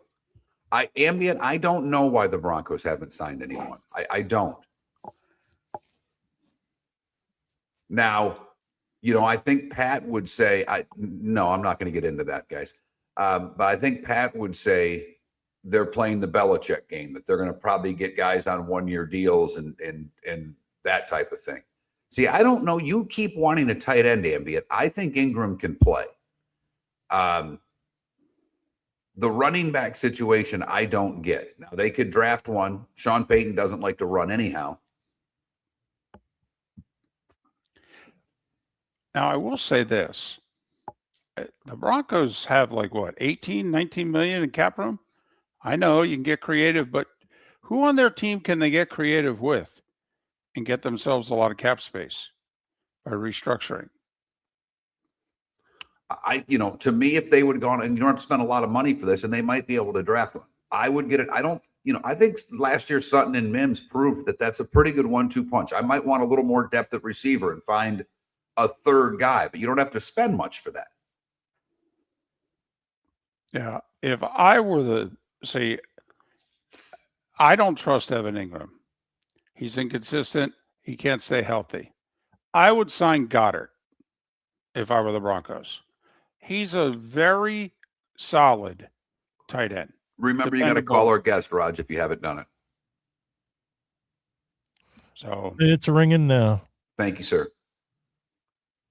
Yeah. What do you got to spend on Goddard? 8? Right. That's what I'm thinking. So, I think that would be a really solid upgrade. He's a 3-down tight end. Okay. Played on winners. I'm a Goddard guy. Some people aren't. But he wasn't productive last year, Left Twix. He really wasn't. But I'm an Ingram guy. I like him. Right. But look at how many games he's missed over his career, Left Twix. I mean, and he missed one last year, but he was not productive. I mean, he's listed as tight end 2 for the Broncos. Bob's ready. Awesome.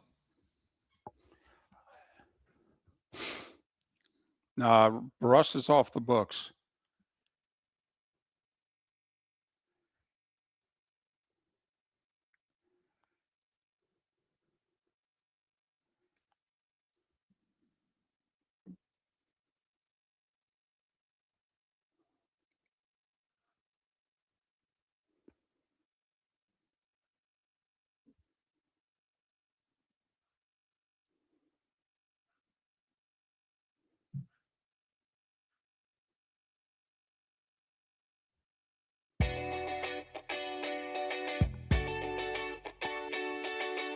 You're listening to Miller and Moulton. And now, here's Mark Miller and David Moulton. 22 minutes till the top of the hour. Armando Salguero an hour from now to talk all things NFL. Bob Harig, kind enough to join us once again as the sun is rising in Ponte Vedra at the Players' Championship. Bob, Sports Illustrated, covers golf. Follow him on X, Bob Harig, Harig. First off, Bob, as always, thank you so much for joining us, particularly at this hour. Secondly, okay, Brian Rolapp finally spoke. What's your take on what he said? detail, but we didn't get a lot of detail, but at least we got some sense of what they want to do. And while I'm not sure it's going to make everybody happy, I do feel that there was at least some relief when you heard things like he wants to go to 120 player fields. That's been a sticking point. The signature events are smaller fields with no cuts. There will be some sort of a second tier of events that allows for players to work their way up to that top tier. Now, whether that's going to be concurrent or a robust is unclear. And he wants to have a very kind of big opening to the year, which I've always said golf has lacked, mostly because golf never goes away. But they want to have kind of an opening day type big bang start to the season, which I think makes a lot of sense. So I think there's a lot to unpack there. But generally, I thought it was a positive message that has potential with a lot of details and a lot of unpacking to come. No doubt there's a lot more to come. Bob, when you talk about an opening, if you were giving him advice, because he didn't get specific about that, we've talked about how good Phoenix is and that we don't want it to go away because they've done well, with the Super Bowl. It's a game that starts at 6. They finish the tournament. The weekend before, there's nothing going on. Even championship weekend doesn't start until 3:00 on Sunday. We think those are all opportunities. When would you start the season if given your choice? I would start at that championship weekend you're talking about and start the tournament on Wednesday. If there's no tournament before it, there's no reason why you can't start Wednesday.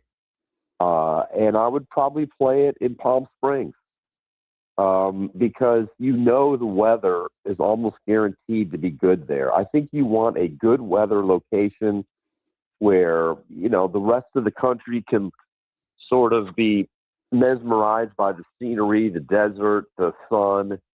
And that event is from a business standpoint is probably good because it's a pro-am for 3 days where a lot of titans, a lot of business people are there.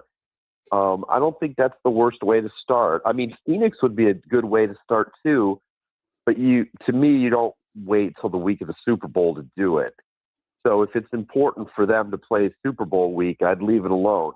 If they want to move it up a couple weeks, the scene in Phoenix is a good way to start. Another possibility would be Torrey Pines, to start there. Maybe start there the championship week and then go to Palm Springs the week after and then to Phoenix and then to Pebble. And then you're kind of into the season like we know it. I think there's going to be some other changes. I think some things might move around. I think Riviera could be played at a different time of year sometimes. I think some Florida events could shift. But I like the idea of a strong opening to the year. Look, we do that in the NFL. There's a Thursday night game. Obviously, opening day of baseball is celebrated. Why doesn't golf do that? It's always been a soft opening. It's almost like nobody knows it's happening. Agreed, and he wants it on the West Coast, where in theory he can get prime time golf, and then that brings TV into play. Maybe you get it, like you said, if it's a Wednesday through Saturday, maybe you get CBS to devote X number of days of prime time golf. I mean, it's all in play. Talking Golf with Bob Harig. Follow him on X at Bob Harig, Harig. He covers golf for Sports Illustrated. All right, he brought up relegation. And he made it sound as if it could happen in season because golf has always had relegation. It's just at the end of the year. I'm trying to figure out how's he going to run this concurrent tour, which sounds an awful lot like the Korn Ferry Tour. And we're going to have cutoffs where mid-season, if you're not doing well, you get relegated. I mean, listen, Bob, we're open to relegation. We think other sports should have it. But, I mean, to do it during a season in golf would be mind-blowing. Yeah, I don't exactly know how that's going to play out. I think we're all I don't think they know, to be honest with you. I don't think they've got that figured out. They haven't worked through that. I mean, we have a form of promotion right now to get into the signature events. You can qualify your way into them. But if you finished in the top 50 the year before the FedEx points, you can't fall out. You've guaranteed yourself a spot in every one. But there is for roughly 20 to 30 players in the field, there is a way in through performance during the season. And those guys aren't assured of staying. So that's, I guess, a form of relegation. I think the problem with that is it's confusing. It's called the Aon 5 and the Aon 10. I mean, of course, they sponsored it. People don't understand what it is. They don't know. You have to be really in the weeds to understand how you get in. Last week at Bay Hill, Adam Scott qualified via the Aon 10, which is the FedEx Cup points list for those not already in the field. So, for example, Scotty Scheffler is, say, third in FedEx Cup points. Well, he was already in the FedEx event, or in the Arnold Palmer event. So he gets taken off that list. And you keep going down 10 spots until you get 10 guys. And so Adam Scott gets in. I don't think that's that easy to follow. So I think they need to have a smoother system, or maybe they need to pound it more with the ideas that people can understand it. But how do you relegate somebody? Would somebody who is in that top 50, per se, have a chance to fall out? And what's the relegation at the end of the year? Right now it's kind of solid. If you're outside of the top 100 in points and you don't have any other exemption, you're not a fully exempt player. But there's soft exemptions. 101 to 110 is still going to get in a lot of tournaments. 111 to 125 is probably going to get in 15 events. Are they getting rid of all of that? That would be hard relegation. And frankly, that would be interesting. What about winners exemption? Do they stay? I would think that they would. Job security is important for winners, but it makes you wonder. I mean, they didn't really get into the weeds of any of that, and I'm not so sure how far down the road they are on it. Well, we got to figure out what Tiger wants yet, so that's important. But Bob, I did like the fact that he talked about match play to win the FedEx Cup. I'm not a FedEx Cup trophy fan. It's a money grab to me. And that's fine. That's kind of what that's what these signature events have become as well. But the idea, match play tournaments in Austin, Texas, with a bunch of guys that the sports fan maybe isn't familiar with, getting to the finals doesn't do a lot. But taking the top 16 guys at the end of the year and playing match play, well, now we know, not only the golf fan, but I think the regular sports fan has a better idea of who these guys are. What are your thoughts about finishing the season with match play? Well, I've never been a big fan of it, because I just think when you get to the last day and you only have 2 players or 4 players, I'm not sure that's real compelling. But I do think there is a way to incorporate it somehow. Like, he even threw out medal match play, which surprised me. That's a real inside golf way of doing it. That's where they play stroke play matches. There's been talk of qualifying with stroke play into match play. I think if you get to the very end, match play can work to decide the FedEx Cup champion. I'm glad he also talked about win or go home. The FedEx playoffs have not been that. If you get to the playoffs and you're very high up on the list, there's no risk. You're not going home. Last year, Roy didn't even play the first playoff event because there was no risk of him getting eliminated. I think they need a system where there's risk, whatever it is. Like, you've got to do something to get to the next week, even if you're Scotty Scheffler. That's the whole point of playoffs. You know, when we get to the playoffs in the NFL, I mean, yes, the top two teams get a bye, but when they play their next game, they have to win.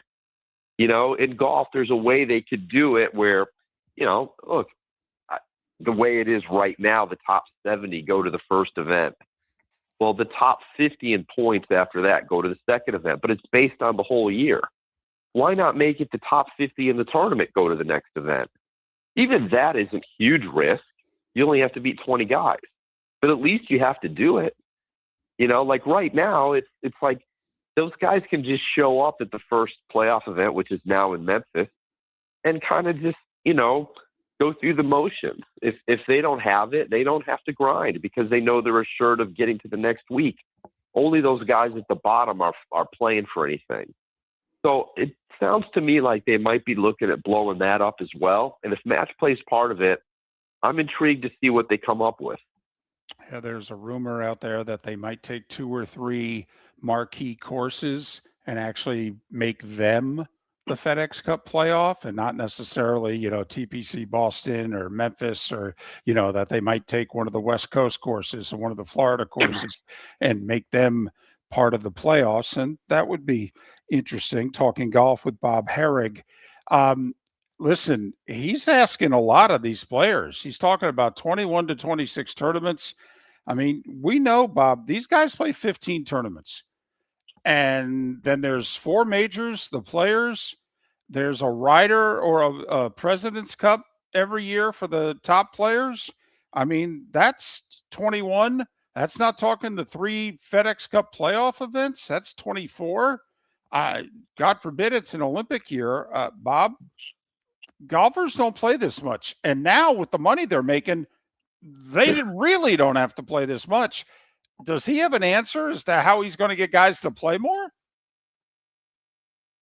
I think what the answer is if you have those 21 to 26, which includes the majors, the players, the playoffs, you know, they're going to be in the majors, they're going to be in the players, they're going to be in the playoffs. That's 7. You're hoping that the remaining, say, 15, they get them to play 12, and that it's spread out so that most of them play as many as possible, and that they're hoping that they have really strong fields throughout. Like, you know, even this past year, not everybody was at Pebble Beach. Not everybody was at Riviera. Bay Hill was the first time everybody who was eligible from the 50 last year went to the Arnold Palmer. You know, and some guys are going to skip Charlotte this year, I'm sure, because there's 2 signature events in a row before the PGA Championship. It's just impossible to get them to play them all. But I think the idea is if you have 24, say, and guys are playing 20, they're going to be spread out among the 24, and you're going to have strong fields every time. But I agree with you. You know, getting them beyond those numbers, and then, you know, are they allowed to play the so-called lower events? Like, just to throw out Cognizant, which is in Florida. If that event still exists, could, say, Ricky Fowler play it if he's eligible for the top tier? Could Scotty Scheffler play the Byron Nelson if the Byron Nelson is not part of the top tier? Like, these are questions that we don't know the answers to. Or are they precluded from playing those and only can play in the top tier events? You know, that's never happened before. You know, right now, you know, Scheffler will play the Byron Nelson the week after the PGA this year because he won it last year. He likes it. It's in his time. It's where he lives, in Dallas. What if that's not part of the top tier? I think these, you know, that's why I think they have a lot to figure out still. Yep. And there was a lot of trial balloons floated yesterday. Bob Harig, Sports Illustrated, covers golf for a living.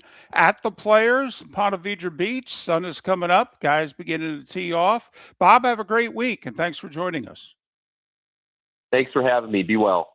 Bob Harig, Sports Illustrated, talking golf Here on Miller and Your Moulton. roof is your home's first line of defense. At Pelican Roofing of Florida, Ronnie, John, and their team bring years of experience to protect what matters most, your family and your business. From residential repairs to large-scale commercial roofing, we deliver honest work, fair pricing, and quality you can trust. An upgrade on your roof can lower your insurance costs. Don't wait for a leak to turn into a disaster. Call the experts at Pelican Roofing today. 1-866-9-PELICAN. That's 1-866-9-PELICAN. Online at PelicanRoofingCompany.com. CCC 1332512. Let's talk the big differences between Floor Meisters and the big box store that sells flooring. Floor Meisters is family owned. They do flooring, not doors, nuts and bolts, or weed killer. They specialize in it. They know it.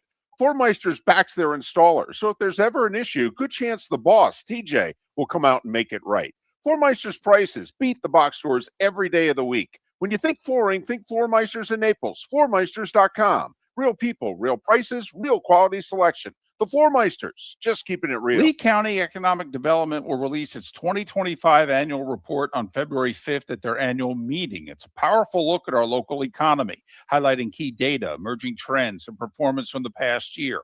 The report covers major industries, workforce initiatives, business growth, and partnerships that drive Lee County forward. For more information about the annual meeting and the Economic Development Office, visit LeeCountyBusiness.com. Lee County, building a better community through business, sports, and tourism. Mark Miller for Sleep Treatment Direct. They are helping me with sleep apnea. And by helping me, I mean curing me. No more CPAP machine. No more snoring. No more tossing. No more waking up exhausted. Their expert team got me the right treatment, fast and hassle-free. If you want to feel energized and get rid of your snoring, call Sleep Treatment Direct today.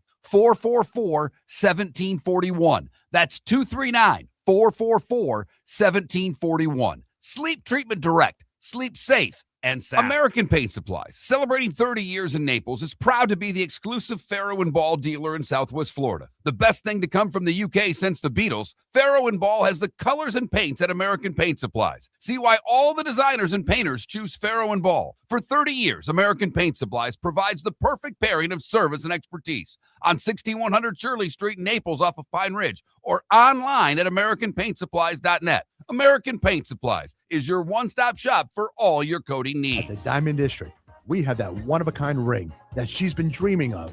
Whether you're beginning to think about proposing or already have something in mind, we're here to help. Our sales team listens, educates, and guides you to the perfect engagement ring so you don't have to feel intimidated. We guarantee that whatever you're looking for, you'll find it here. So when it's time to pop the big question, come visit us, Jason and Todd, at the Diamond District.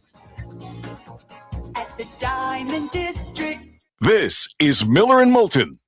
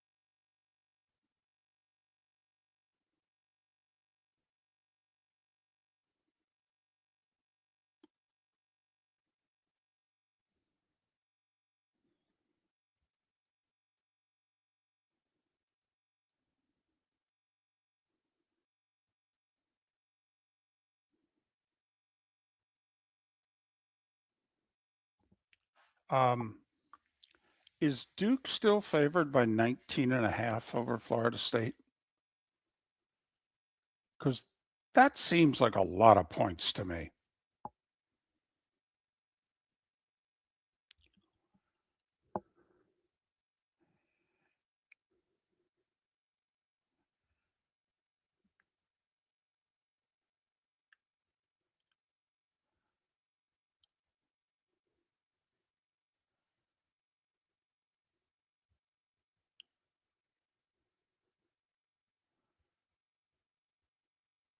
That is correct.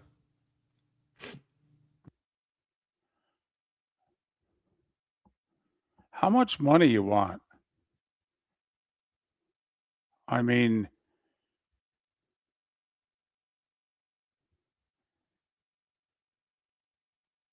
Duke's got to win by 20 to cover? They only got 7 guys. I've got it at 17.5. I'm sorry. Okay. FanDuel, because I know we do Hard Rock. I got it. But somebody just sent me that FanDuel still has it at 19.5. Holy crap. I put $5 on it. I went nuts.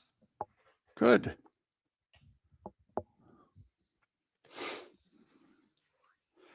No, man, Amelia Island's an hour. I mean, Amelia Island's a pain to get to. Amelia Island's like Marco Island to Fort Myers. I mean, it's. I'm amazed David knows where it is. I'm kidding. I'm kidding. Mark, it's only going to be awful for like 2 hours. It's a very fast moving thing. It's going to hit between 1 and 4. May not finish today, though. It's possible. It's supposed to be beautiful Friday, Saturday. Rain Sunday, though. No getting around the rain on Sunday.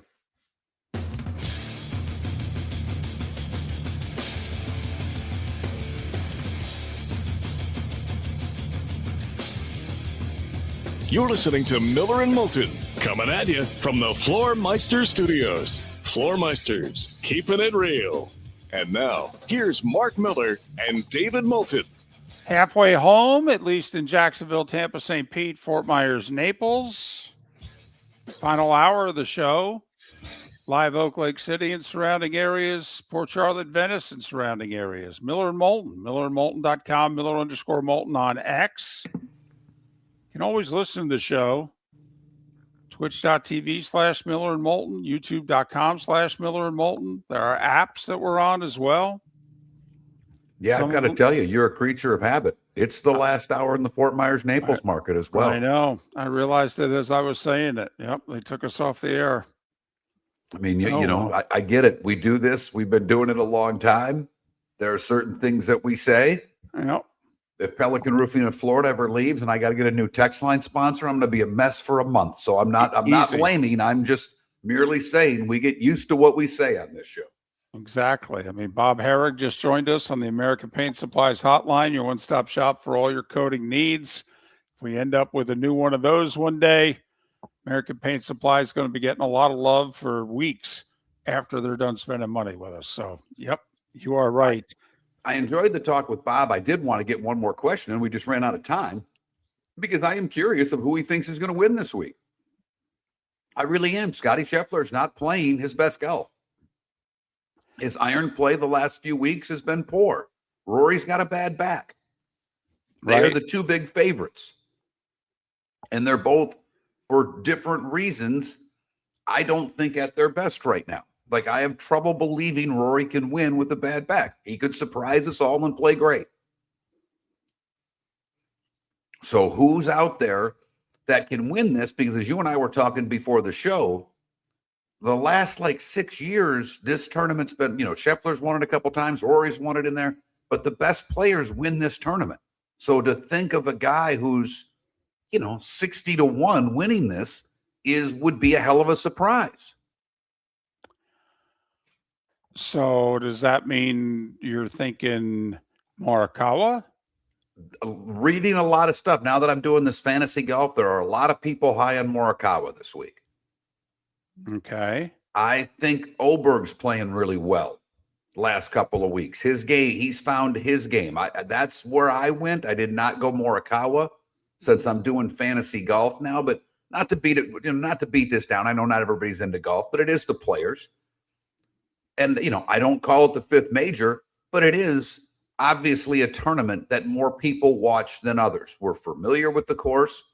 It's where I actually give video games a lot of credit. All of the, TPC lent itself, this course jumped on board, whether it was the Tiger Woods EA Sports game or Golden Tee or whatever, or I think there was a PG, but I mean, there were video games that always had the Sawgrass course on it. It was like one of the first courses that was available for us to do things that we couldn't play golf on it. And I mean, you can play golf on it, but can you really afford it? But there were ways for us to see this course. And you're not a video game guy. I am. I've played this course 5,000 times because of video games. I know this course really well. And that helps when it comes to being familiar when you watch it on television. Oh, I remember this hole. Oh, yeah, I know exactly what this hole is. Obviously why the Masters is so great. We know that course. For the longest time, we only knew basically, 13 or 12 through 18 because that's all they gave us. Handheld cameras on 10 and 11 for a few years, and then all of a sudden we'd get 8. Yes. For years they signed on, we could get 8 and then 9, and it was like, ooh. But when they decided to show us the whole course, it was a BFD. It was like, wait a minute, we're going to see 1 through 7? And that was mid-90s, right? I think it might have even been later. I remember I worked in Atlanta, and my boss got tickets to a practice round. Tickets were a lot easier to get in the early 90s. And he came back from the Masters going, and I was Flash when I worked for the Atlanta. It's like Flash. He was a Southern guy from Nashville. Flash, man, that front nine. You wouldn't believe that front nine. I mean, I know you know the back nine since it's on television, but man, that front nine, holy bop, bop, bop, bop, bop. And that was the only way you saw it for so many years. You had to go. Right. Yep. Listen, the Masters keeps relenting a little bit as to what they're allowing. They're allowing more coverage on network television, on cable television. Obviously, the whole tournament streamed. Okay. And done well. Yeah, and from first shot of the day, from not only the ceremonial at 7:45, but the whole deal. They allow you to do featured groups and the whole deal, just like they do with the other majors. All right, but I mean, ESPN obviously would show the Masters from 9 a.m. to dark on Thursday and Friday, and the Masters is like, no, 3 to 6 is good. ESPN's like, no, really, we're good. They're like, no, you'll take 3 to 6 and just, be happy.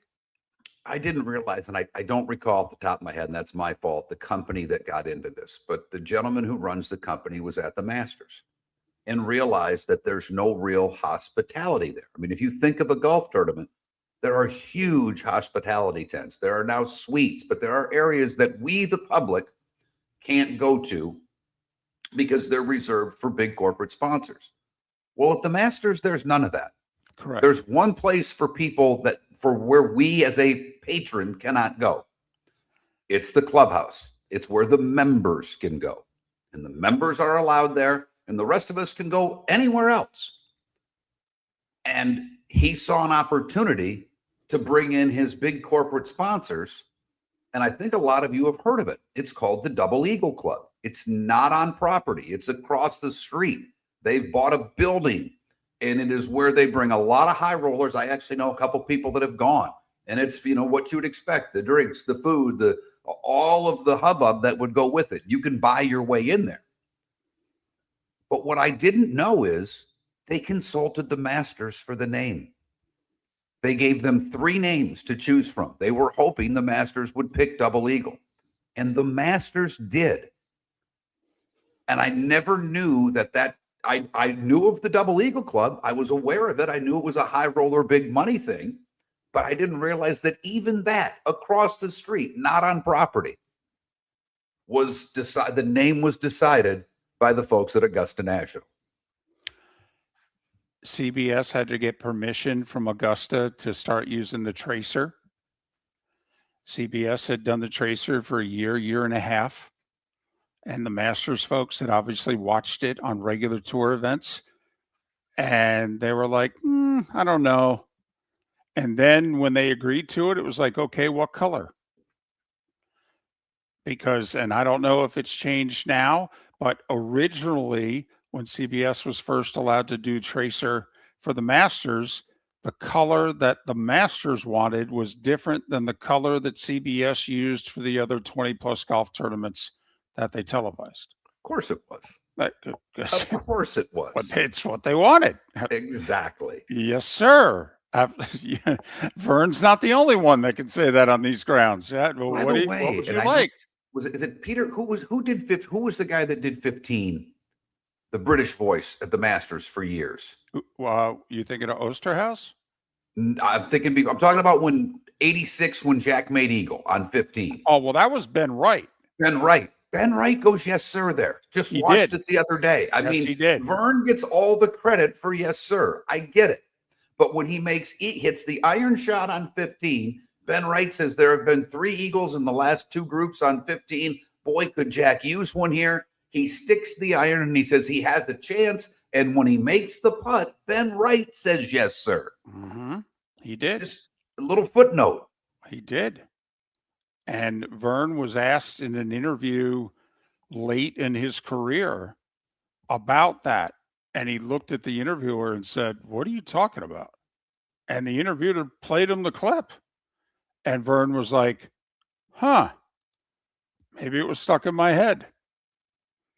Okay, because obviously Vern's over at 17. Ben Wright's on 15. They're going from shot to shot to shot to shot. It was an amazing final round. All right. But yeah, Vern, and I remember seeing the interview, and Vern's face was one of shock. He's like, what do you mean somebody else said yes, sir? And I'm like, yeah, Ben Wright did it a half hour before you. What? Yeah.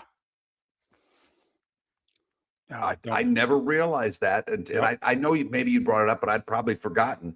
But as I go down some of my, TikTok holes, I happened to watch that the other day and I went, I'll be damned.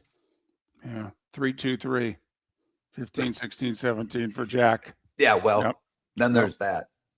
I'll tell you what, he didn't get enough credit for this. I think it's the greatest line ever uttered on a golf broadcast. Okay. And you could say maybe it was something that McCord said or, that was funny or what have you. But so it's Nance's, I think, first Masters, and they pair him with Weiskopf on 16. And, he just eagles 15 and they've decided to stay on Jack. They're not showing any other golf. So Jim's got to fill. And he's talking about, Tom, obviously he's Jack Nicklaus, but he hasn't been in this position in a while. What do you think he's thinking? And Weiskopf says 2 great lines. He said, Jim, if I knew how that man thought, I would have won this tournament a few times. Okay, which is a great line in and of itself. But then he says, stone cold, no humor, nothing. Jim, he's going to line up dead straight at the pin and hit it stiff. And just trust that he's hit this shot hundreds of times. Okay. And literally Weiskopf gets done talking as Jack takes the club back and nearly holes it. But if I knew how this man thought, I would have won this tournament a few times. For a guy who finished second there 4 times, it's okay. In that moment, that's a great line. But anyway. By the way, at the Players, I was just seeing that, they talked about Hal winning at the age of 41. That's to be the right club today. Right. It's a 6-iron from 179 yards. Right. That would be an 8 or a 9 today for these guys. Correct. Miller and Moulton. Armando Salguero in 25 minutes to talk all things NFL. When we come back, would you choose this guy to be your quarterback next year? Because it looks as if a team with a winning record is going to choose him. Miller and Moulton.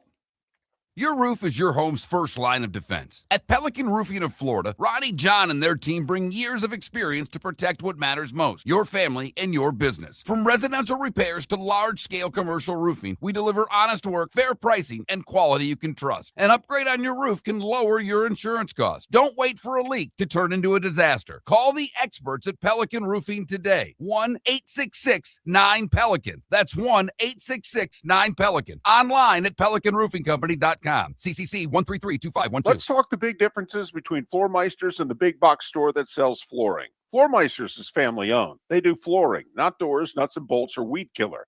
They specialize in it. They know it.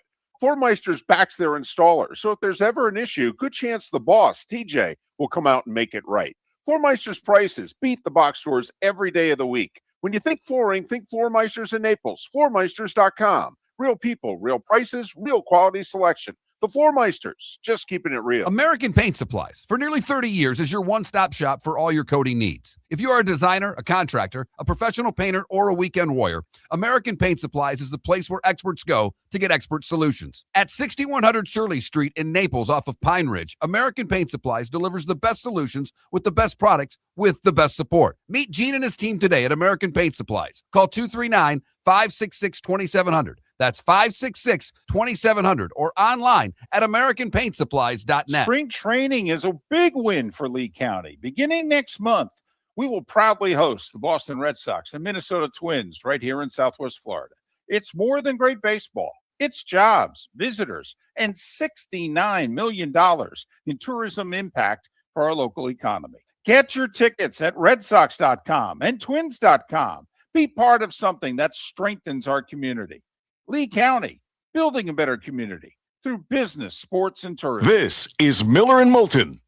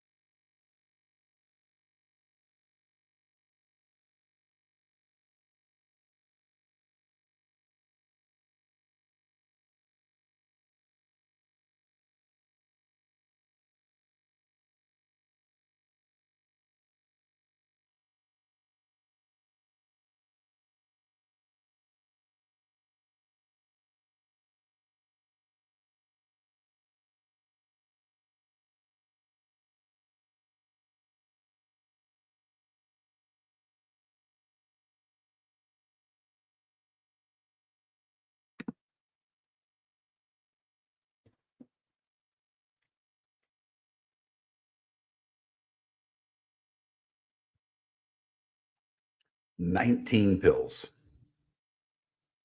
And I do it in one swallow, David. How long would it take you to take 19 pills? I'd have to go pudding. Really? I would have to put a bunch in pudding and just swallow the pudding whole. Yeah. I go to 16 tomorrow in the morning. I think I'll go from like 30 some to like 20 some tomorrow because I drop one tomorrow. I'm around 8. 8, and I got to take a daily B12 thing, but that's liquid. Put it under my tongue, hold it for 30 seconds. Yeah, they're not even letting me take my multivitamin yet. That's off the list. No supplements, they're very strict. That's interesting. Because I just started some of the pills I was on before I'd like my cholesterol med. Yes, there's a lot of meds. I think I was on 6 before I got here, but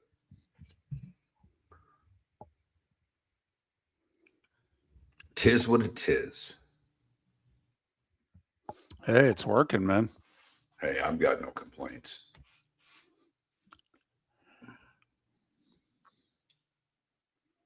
I mean, just walking around here, you see some of the folks that they're in far worse shape than I am, man. This can be a riot, that between Moffat and here, it is not a happy place. It is not Disneyland, if you know what I mean. Right. It is not the happiest place on earth. BD, I'll text my son-in-law right now because he's going Saturday. He invited me to go with him. I said no. Well, there's a reason. I know. I'm it. just laughing. I'm laughing. So I'll ask him right now because he goes every year.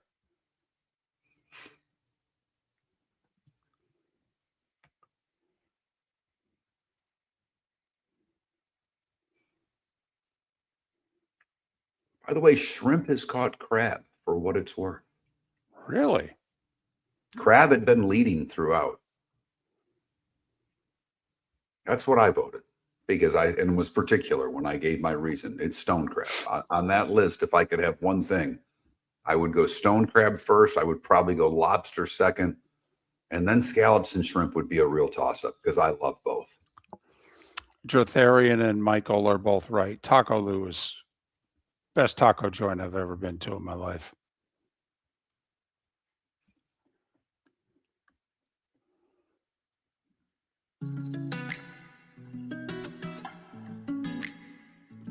Welcome back to Miller and Moulton. Text the guys what's in your mind at 21,000. That's 21000. And now, here's David Moulton. 21 minutes past the hour. Armando Salguero, who covers the NFL for Outkick, he will join us in a little more than 15 minutes' time here on Miller and Moulton, millerandmoulton.com, Miller_Moulton on X. Looks like Kyler Murray is going to end up in Minnesota. Now, we've detailed, a lot of people have detailed, this is not a great free agent class for quarterback. It appears as if Aaron Rodgers and the Steelers are going to have a reunion. Whether it's made official this month, next month, June, does it really matter as long as he shows up at camp in the third week of July? Really? They've talked. They know what's going on. We don't need to. If they know, it's not necessarily that we know. I know we think it is, but it's not. So if Aaron Rodgers is off the table, we know who's available. Kirk Cousins is available. Joe Flacco's available. Kyler Murray's available. And a few others. The Vikings apparently are going with Kyler Murray. Now, we all know you bring in somebody like that. Is he really competing for the starting job? I mean, Daniel Jones was brought in 1 year, $14 million last year in Indianapolis. Did you think it was a real competition between him and Anthony Richardson? Hey, on that note, I am just stunned that no one's traded for Anthony Richardson yet. And by stunned, I'm not surprised at all. Who would want him? Anyhow, go on, David. I apologize. No need to, Mark. So, listen, by every standard measurable, J.J. McCarthy was the worst starting quarterback in the league last year. Period. End of sentence. He was. And now he's 2 years in.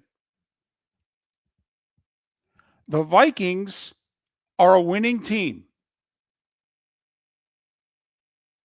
The Vikings think they're a Super Bowl contending team. Mark, I think you and I would have tried a reunion with Cousins. Well, there's no doubt. If, in fact, I have no problem putting a third poll question up right now. And the question would read as follows. Which quarterback do you think would win the most games starting for the Minnesota Vikings? Cousins, Murray, McCarthy. And I think it would be 75% Kirk Cousins. Now, we all know Kirk doesn't play for a discount. No, Murray, you're going to get the same way they got Tua in Atlanta. You're going to get him at a league minimum. Right, because Arizona's paying him for at least a year. So you really can get him on the cheap. And by the way, you need to take that into consideration, though. I mean, if you're paying Kyler Murray $1.50, And the Vikings are over the cap, by the way, David. right? Well, they can't technically be over the cap. They had to be cap compliant by 4:00 yesterday. But I know what you're saying. They've got $8 to spend. Right. Right. And they've got to sign their draft class. I mean, Right. they don't have money. No, They've they got don't. to do things in Yep. order to sign a draft class right now, I believe. Which could also be really playing into this decision because Kirk is going to cost you a few bucks and Kyler Murray can do the $1.3 million Tua deal. So I'm just curious, though, everyone's thoughts on now, granted, I may be higher on the Vikings than most of you. And Mark might be a little higher on the Vikings than most of you. But the Vikings think they're a Super Bowl contender. They had the worst quarterback play in the league last year. Arguably, they went 9-8. They were a kickoff return against the Bears away from making the playoffs. They returned most of their team. The year before that, they won 14 games. 2 years before that, they won 13 games. The Vikings think very highly of themselves. Kyler Murray on a so-called good team. How do you see this working out? I mean, Mark, he couldn't get the ball to Marvin Harrison Jr. in Arizona. He's got two guys better than Marvin Harrison Jr. in Minnesota. Yes, he does. Yes, he does. Now, O'Connell is the quarterback whisperer, if you will. I mean, up until McCarthy, everybody that's played for, I mean, Sam Darnold resurrected his career in Minnesota, not Seattle. Correct. Mm-hmm. Right. But Kyler Murray in Minnesota. Now, I will say, looking at the, because I looked at the over-under number for the Vikings. They have the lowest over-under number in the division. It's 8.5. I mean, that's what, the Packers and Lions are 10.5. The Bears are 9.5. The Vikings are 8.5. They play the AFC East. They play the NFC South. I mean, it is set up for three teams from that division to have double-digit wins. It is, David. Well, and the whole division was above 500 last year. Correct. I'll be two of them at 9-8. And as you mentioned, their crossovers are pretty easy. Only two teams with a winning record in their 8 crossover games. But how much of that 8.5 line from Vegas, Mark, is because they had J.J. McCarthy penciled in at quarterback? And do you change the over-under at all if now it's Kyler Murray? No, I don't. But I looked at the schedule because I was about to throw big money on the under. I mean, I had the Hard Rock up, and then I went to fbschedules.com, and I went, damn, that crossover's not tough. And they get Indianapolis, Washington, and San Francisco as their other three. Okay. I mean, I think all three of those teams are fairly equal with the Vikings. I do. I think Indianapolis with Daniel Jones, I mean, they showed last year with him, they were pretty good. I think Washington will be much improved. But I think that number's right on. I mean, I think it's right on. But I don't like Kyler Murray. I get it. And I've seen the best and worst of Kyler Murray. I've seen Kyler Murray Right. play in person like 6 times. And I've seen him single-handedly beat 3 teams that were better than the Arizona Cardinals by himself. He was amazing. I also saw him get out-dueled by Aaron Rodgers. He played pretty well. He was clearly the second-best quarterback on the field. All right. And I also was there when he blew out his knee. All right. I mean, Kyler Murray really can be amazing at times. At times you go, why is this guy not a star?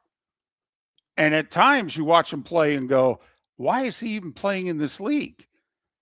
He's His a midget ability and he to can't see run the with- field. Sorry, David, but his ability to run with that team in particular, when you're talking about the resources you have to cover, Jefferson, Addison, and Hawkinson, Right. his escapability now, to me, goes way up. And there was a good tight end in Arizona. There's a good receiver in Arizona, but it's not what's in Minnesota. Can KOC do it again? He went 14-3 with Sam Darnold. And 2 years ago at this time, nobody thought. I mean, Sam was brought in as the backup, remember? Well, in the other side, David, to me, this is the most important part. This is the great unknown. The knock on Kyler Murray has not been his talent. It's been his willingness to work. Is he, because he's been ridiculed by NFL media, by some NFL players, by coaches. I mean, he's been picked on. And he is the guy that, does he have that in him to want to stick it to the guys that tell him he's no good?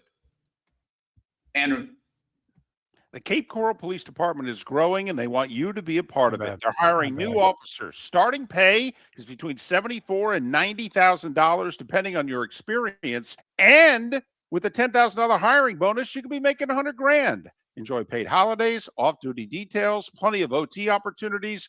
They're also hiring dispatchers and professional staff. So go to capecops.com. Capecops.com. Be brave, be best, be Cape. Mark Miller for Sleep Treatment Direct. They are helping me with sleep apnea. And by helping me, I mean curing me. No more CPAP machine. No more snoring. No more tossing. No more waking up exhausted. Their expert team got me the right treatment fast and hassle-free. If you want to feel energized and get rid of your snoring, call Sleep Treatment Direct today. 444-1741. That's 239-444-1741. Sleep Treatment Direct. Sleep safe and sound. Let's talk the big differences between Floor Meisters and the big box store that sells flooring. Floor Meisters is family owned. They do flooring, not doors, nuts and bolts, or weed killer. They specialize in it. They know it. Floor Meisters backs their installer. So if there's ever an issue, good chance the boss, TJ, will come out and make it right. Floor Meisters prices beat the box stores every day of the week. When you think flooring, think Floor Meisters in Naples. Floormeisters.com. Real people, real prices, real quality selection. The Floor Meisters, just keeping it real. American Paint Supplies, for nearly 30 years, is your one-stop shop for all your coating needs. If you are a designer, a contractor, a professional painter, or a weekend warrior, American Paint Supplies is the place where experts go to get expert solutions. At 6100 Shirley Street in Naples off of Pine Ridge, American Paint Supplies delivers the best solutions with the best products with the best support. Meet Gene and his team today at American Paint Supplies. Call 239-566-2700. That's 566-2700 or online at AmericanPaintSupplies.net. This is Miller and Moulton.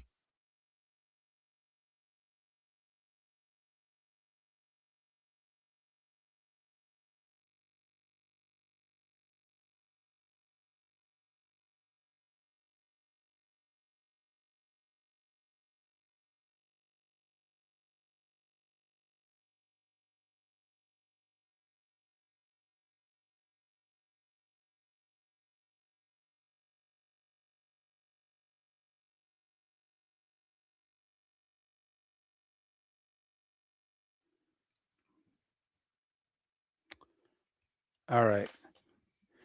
B.D. Keller, I think it was, who asked for parking advice. My son-in-law, who's been numerous times and is a big golf fan, he said, well, if not already sold out, get a parking pass to avoid the biggest headaches. However, if you get there early enough, the Publix near the entrance sometimes has parking towards the back of the parking lot and you can walk. Otherwise, he thinks your best bet is a ride share. But he also said you could park at the Marsh Landing Target and Uber. They have a designated drop-off area, so be sure to tell the driver to go there. So you could go to the Marsh Landing Target and Uber. Drops you off right at the PGA headquarters and you walk right into one of the entrances. So that's his scouting report.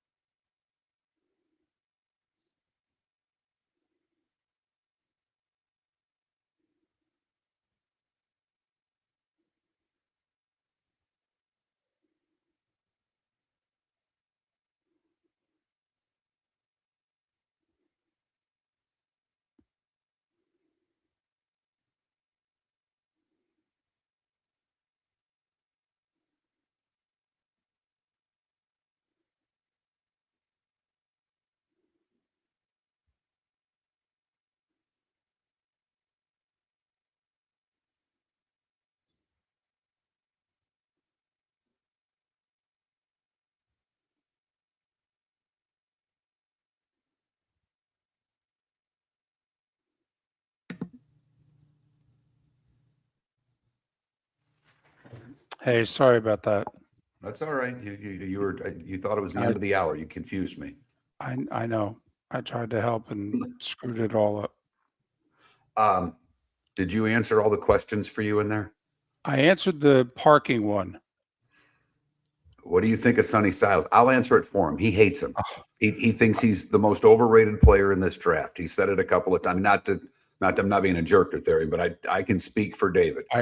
Where are the Giants at 5? If they take Sonny Styles, he's not as productive as his measurables. I want a football player. We hardly called his name. I'm worried he's a workout measurement guy. I'd let somebody else take him, and if I'm wrong, I'm wrong. I'm also not crazy about drafting that position.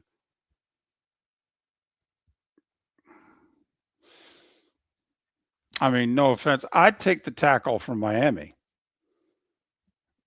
Never mind, God forbid, one of those D linemen falls.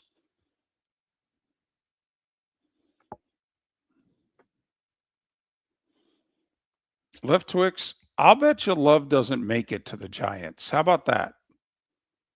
I think you're right, David, for what it's worth. I'm actually with you on that.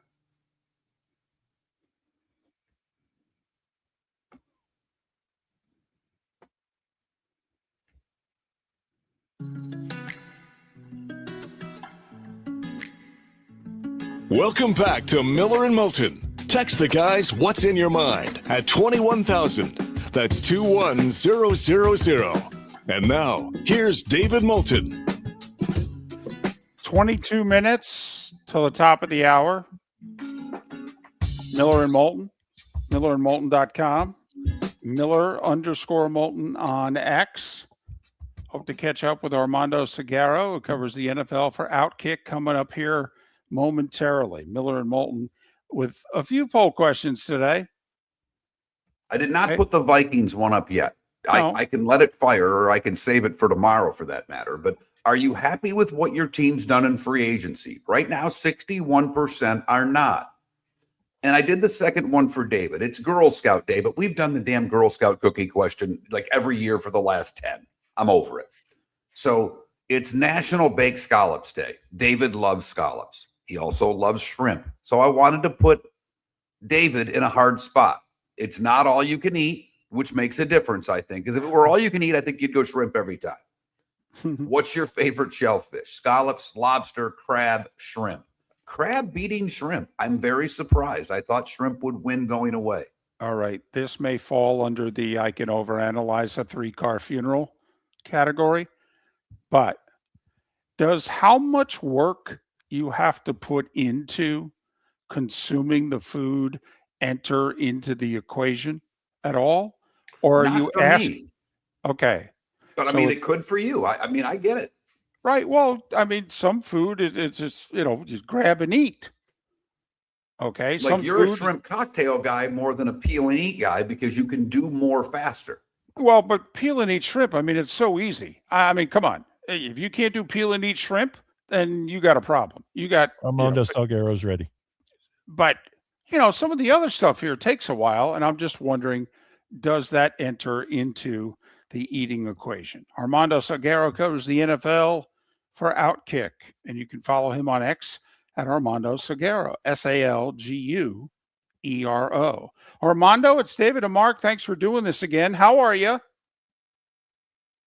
I'm doing great. What if I call you Mark and David? What happens then? Does that like throw everything into a tizzy? Not at all. Not at all. You just, he does that because David goes first. But Armando, you joined us. We don't give a damn. You can call us Right. whatever you want. Armando, Right. You're the You've Hall done of Fame. Right. You're the Hall of Fame voter. Okay. You can call us the Stooges, and we would chuckle and ask you questions No, for the next I 12 would never. minutes. But in all seriousness, first question, just throwing in underhanded. So, is there going to be any lingering effect on teams dealing with the Ravens? Because it certainly seems as if they screwed the Raiders. Or is this just, oh, well, it's price of business. Next. Well, so it depends on what we would define as lingering effect. If we're thinking that teams are now going to not deal with the Baltimore Ravens because, they did this thing with Max Crosby and decided to do what they believed was in their best interest, I would tell you no, because ultimately, if a team thinks that it can do a deal with the Ravens that somehow helps them, the team, they're going to try and do it. Now, if the lingering effect can be measured in, I'm going to be damn wary about how I handle the Baltimore Ravens, and I'm going to, be careful and guard myself and make sure that all the I's are dotted and the T's are crossed and, handle them at arm's length. Yeah, there's going to be a couple of general managers, at least that I know of, that kind of had not their eyes open, but certainly were a little surprised at how this went down. And so in that regard, the Ravens are going to feel it. They're obviously going to feel it from Max Crosby's agent, who has other clients, and they're obviously going to feel it from other agents who might share the opinion that, once you give your word, it's your word. Of course, on the other hand, the NFL doesn't share that opinion because the NFL is cool with what happened. all right. As far as Max Crosby goes, when you look at now, the Raiders have said they're happy keeping him, and maybe that's the case. They can afford him. It doesn't leave them much more money than to sign their draft picks. If they are to trade him, it seems to us that 2 1s is now too rich, that that I don't know about a discount, but what do you think it would take at this point in time to get Max Crosby from the Raiders? 2 ones. That's where they're at. And the other place where they're at is if no one wants to do that, they're keeping him. And John Spicek went to the NFL scouting combine, and he had spoken to teams about Max Crosby and told the media he's going to be on the Raiders in 2026. That's what I think. The Ravens came out of the blue and decided, no, he's not. We've got 2 first-round picks that should, separate him from the Raiders. And the Raiders said, whoa, this is different, and you're meeting our price, and now we're convinced. But I don't see anyone else now at this point stepping up for that. And it's not just because of Max Crosby's knee that still is not ready to play and perform. It's also his contract. It's hard to take on a $30 million a year contract with a bunch of guaranteed money on the 4th day of free agency. It's hard to do that and give up 2 first-round picks. So I don't know of any team, frankly, right now that would be willing to do that. And so my bet would be that Max Crosby is on the Raiders in 2026. Talking with Armando Salguero of Outkick, talking the NFL, and he joins us on the American Paint Supply Hotline, your one-stop shop for all your coating needs. 2 of the teams that have been very quiet, Seattle and Denver.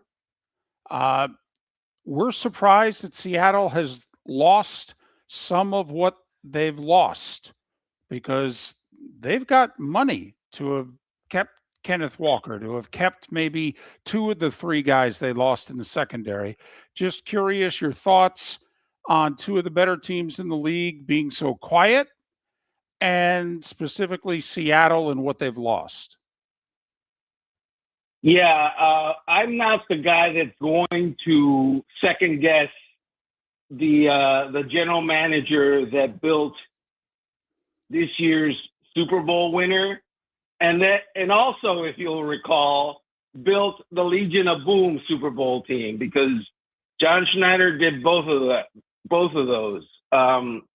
Whatever he decides that is good for the Seattle Seahawks, okay. He's earned the right to make his decisions and decide whatever he wants to, because I'm thinking he's got some sort of plan. And it's not, okay, we won it once, we're done. I think their plan is, let's run it back and try again. Having said that, look, you lost the Super Bowl MVP in Walker. Okay, he's a running back. They're going to find a running back. It's as simple as that. And they're not going to pay through the nose for a running back. And I'm not saying that running backs are not valuable. They are. They're increasingly valuable in the NFL, believe it or not, contrary to some narratives, because a lot of defenses now, because they're trying to not get destroyed by the passing game, are playing with 5 and 6 defensive backs as their base defense. And the way you defeat a pass oriented defense is to run the ball. And you need a running back to do that. But there are a lot of running backs out there, and the draft is coming, and, free agency isn't done. All right. With free agency not done and really just getting started, a lot of teams have spent a lot of money. The ones we expected, the Raiders, the Titans, they had it. Carolina's spent a ton of money. Is there a team, and I understand you don't win a Super Bowl in free agency, but is there a team that you look at today that you look at far differently than you did before free agency opened, and you went, this team's gotten better? Well, the Raiders.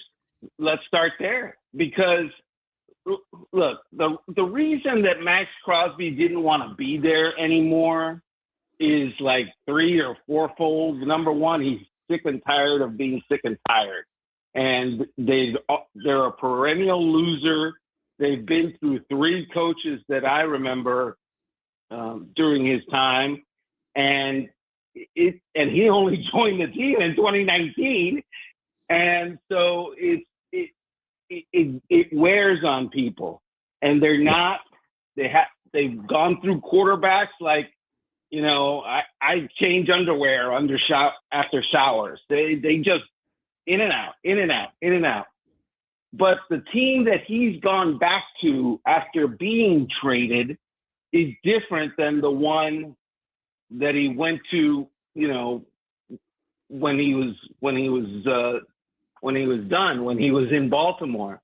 And I think that he appreciates that. He sees what we see. It's a different club.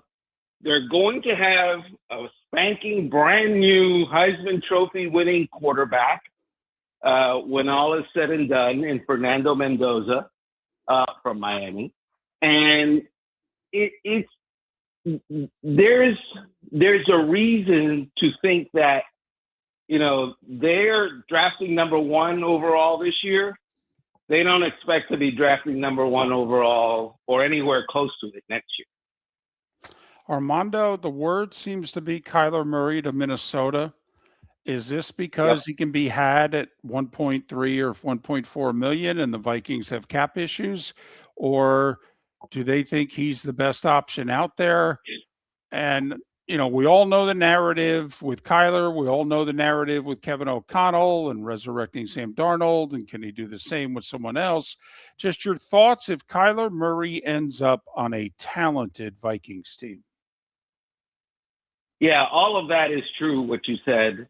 And I would also add 2 other things. Number one, the Vikings last year are still stinging from the decision to put it all on J.J. McCarthy as their starter, who had been injured in his rookie year. And so really he was playing for the first time last year, and he played like a rookie. He was inconsistent and more often bad than good.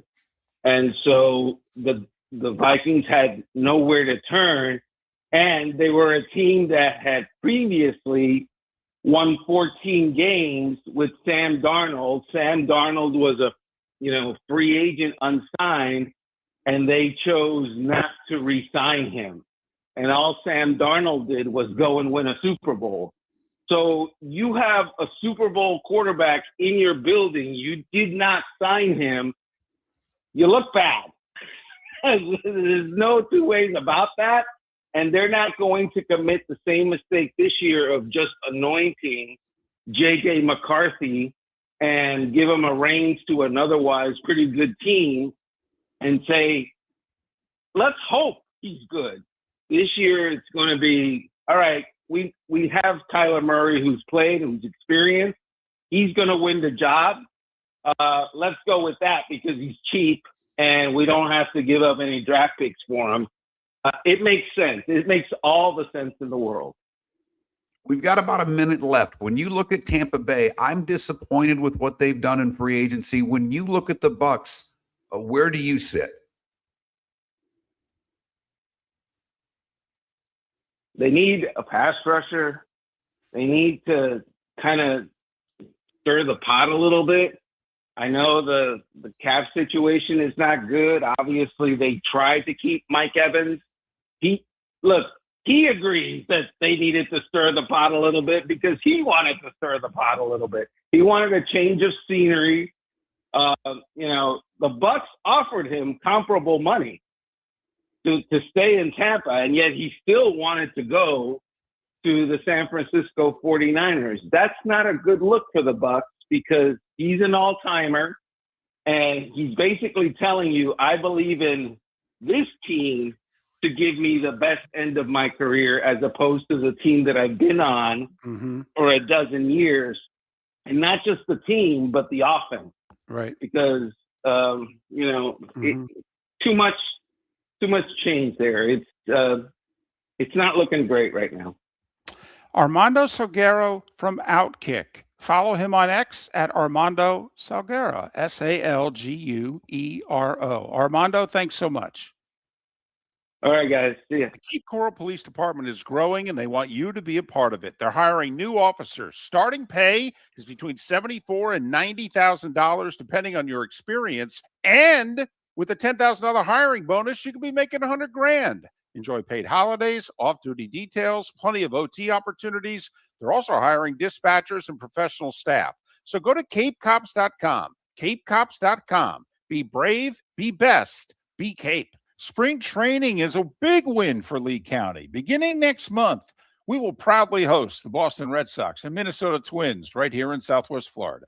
It's more than great baseball. It's jobs, visitors, and $69 million in tourism impact for our local economy. Get your tickets at redsox.com and twins.com. Be part of something that strengthens our community. Lee County, building a better community through business, sports, and tourism. At the Diamond District, we have that one-of-a-kind ring that she's been dreaming of. Whether you're beginning to think about proposing or already have something in mind, we're here to help. Our sales team listens, educates, and guides you to the perfect engagement ring so you don't have to feel intimidated. We guarantee that whatever you're looking for, you'll find it here. So when it's time to pop the big question, come visit us, Jason and Todd, at the Diamond District. At the Diamond District. Mark Miller for Sleep Treatment Direct. They are helping me with sleep apnea. And by helping me, I mean curing me. No more CPAP machine. No more snoring. No more tossing. No more waking up exhausted. Their expert team got me the right treatment, fast and hassle-free. If you want to feel energized and get rid of your snoring, call Sleep Treatment Direct today. 444-1741. That's 239-444-1741. Sleep Treatment Direct. Sleep safe and sound. Let's talk the big differences between Floor Meisters and the big box store that sells flooring. Floor Meisters is family owned. They do flooring, not doors, nuts and bolts, or weed killer. They specialize in it. They know it. Floor Meisters backs their installer. So if there's ever an issue, good chance the boss, TJ, will come out and make it right. Floor Meisters prices beat the box stores every day of the week. When you think flooring, think Floor Meisters in Naples. Floormeisters.com. Real people, real prices, real quality selection. The Floor Meisters, just keeping it real. American Paint Supplies, for nearly 30 years, is your one-stop shop for all your coating needs. If you are a designer, a contractor, a professional painter, or a weekend warrior, American Paint Supplies is the place where experts go to get expert solutions. At 6100 Shirley Street in Naples off of Pine Ridge, American Paint Supplies delivers the best solutions with the best products with the best support. Meet Gene and his team today at American Paint Supplies. Call 239-566-2700. That's 566-2700 or online at AmericanPaintSupplies.net. This is Miller and Moulton.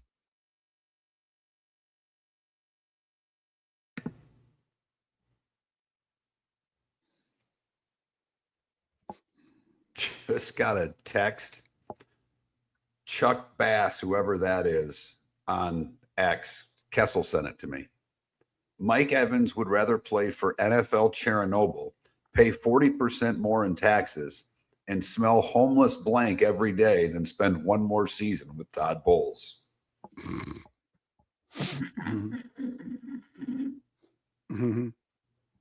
Wow. Wow. Well, that's what we were kind of getting at earlier. Yep. And Armando just backed it up. He's good. I mean, I know he doesn't say yes all the time. I could take him as a regular any day of the week. Is he still in Miami? I believe so. And his, just because his cell phone doesn't mean anything anymore. No. But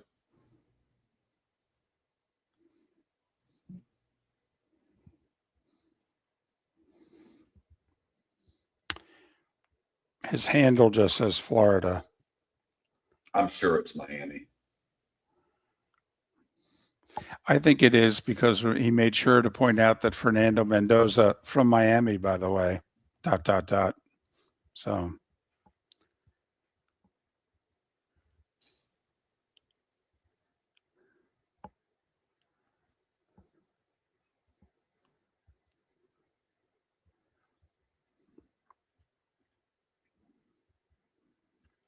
Oh, that's too bad. I like that. The Eric Cole kid, because he played at the, Yingling.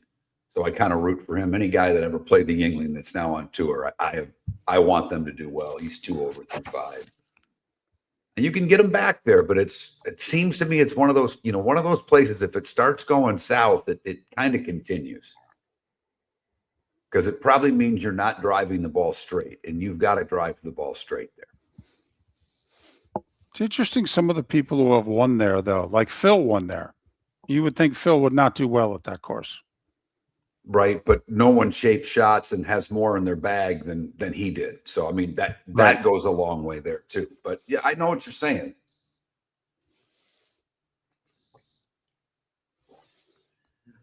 And we are talking about an all-time great, even though you can't say that anymore about him.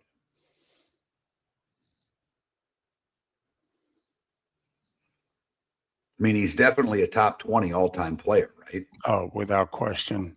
Probably top 15. Right. But I don't know. Then you're... Yeah, not winning the U.S. Open cost him top 10. Correct.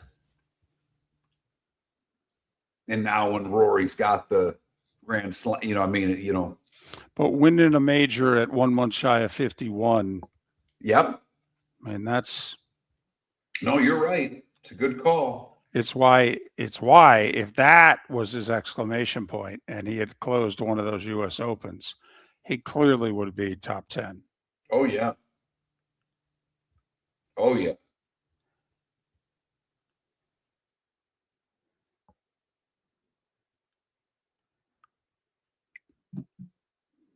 By the way, the WNBA, they've had like 2 all-night sessions, and they don't have a deal yet. I mean, I've read the articles. I don't pay that much, but they've been working hard, and they're not there yet. And we've long passed that March 10th deadline for what it's worth. Yeah.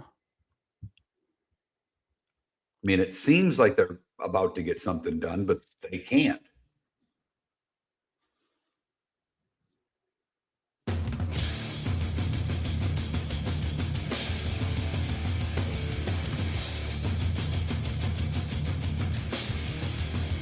You're listening to Miller and Moulton, coming at you from the Floor Meister Studios. Floor Meisters, keeping it real.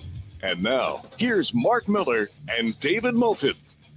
It is the Diamond District bonus hour. Thanks so much for being with us. Miller and Moulton, millerandmoulton.com, Miller_Moulton on X. Bob Harig and Armando Salguero have been our guests earlier on the show. If you missed Bob and Armando or any other part of the show, make sure you download it, millerandmoulton.com, millerandmoulton.com. Everything gets posted by lunch, if not sooner. Little of this, little of that going on. Some guys getting released today as teams still do some salary cap work. The Players is underway. Homa eagled his first hole. Be curious to see who emerges. If Rory can get through the tournament healthy, can Scheffler actually get off to a decent start, or will he bury himself once again? By the way, Homa starts out this is, what do you call it? The scoregami, or, with the scorecards. Homa eagles a par 4. He started on 10. He makes it 2. He birdies the par 5 11th. He then doubles the par 4 12. And then makes a par on 13. So to review, through 4 holes of play, he's made a birdie, an eagle, a par, and a double bogey. Well, also, didn't he start out 2, 4, 6? Yes. Yes. Okay, he's 1 under through 4, and he's holed a shot from the fairway. Right.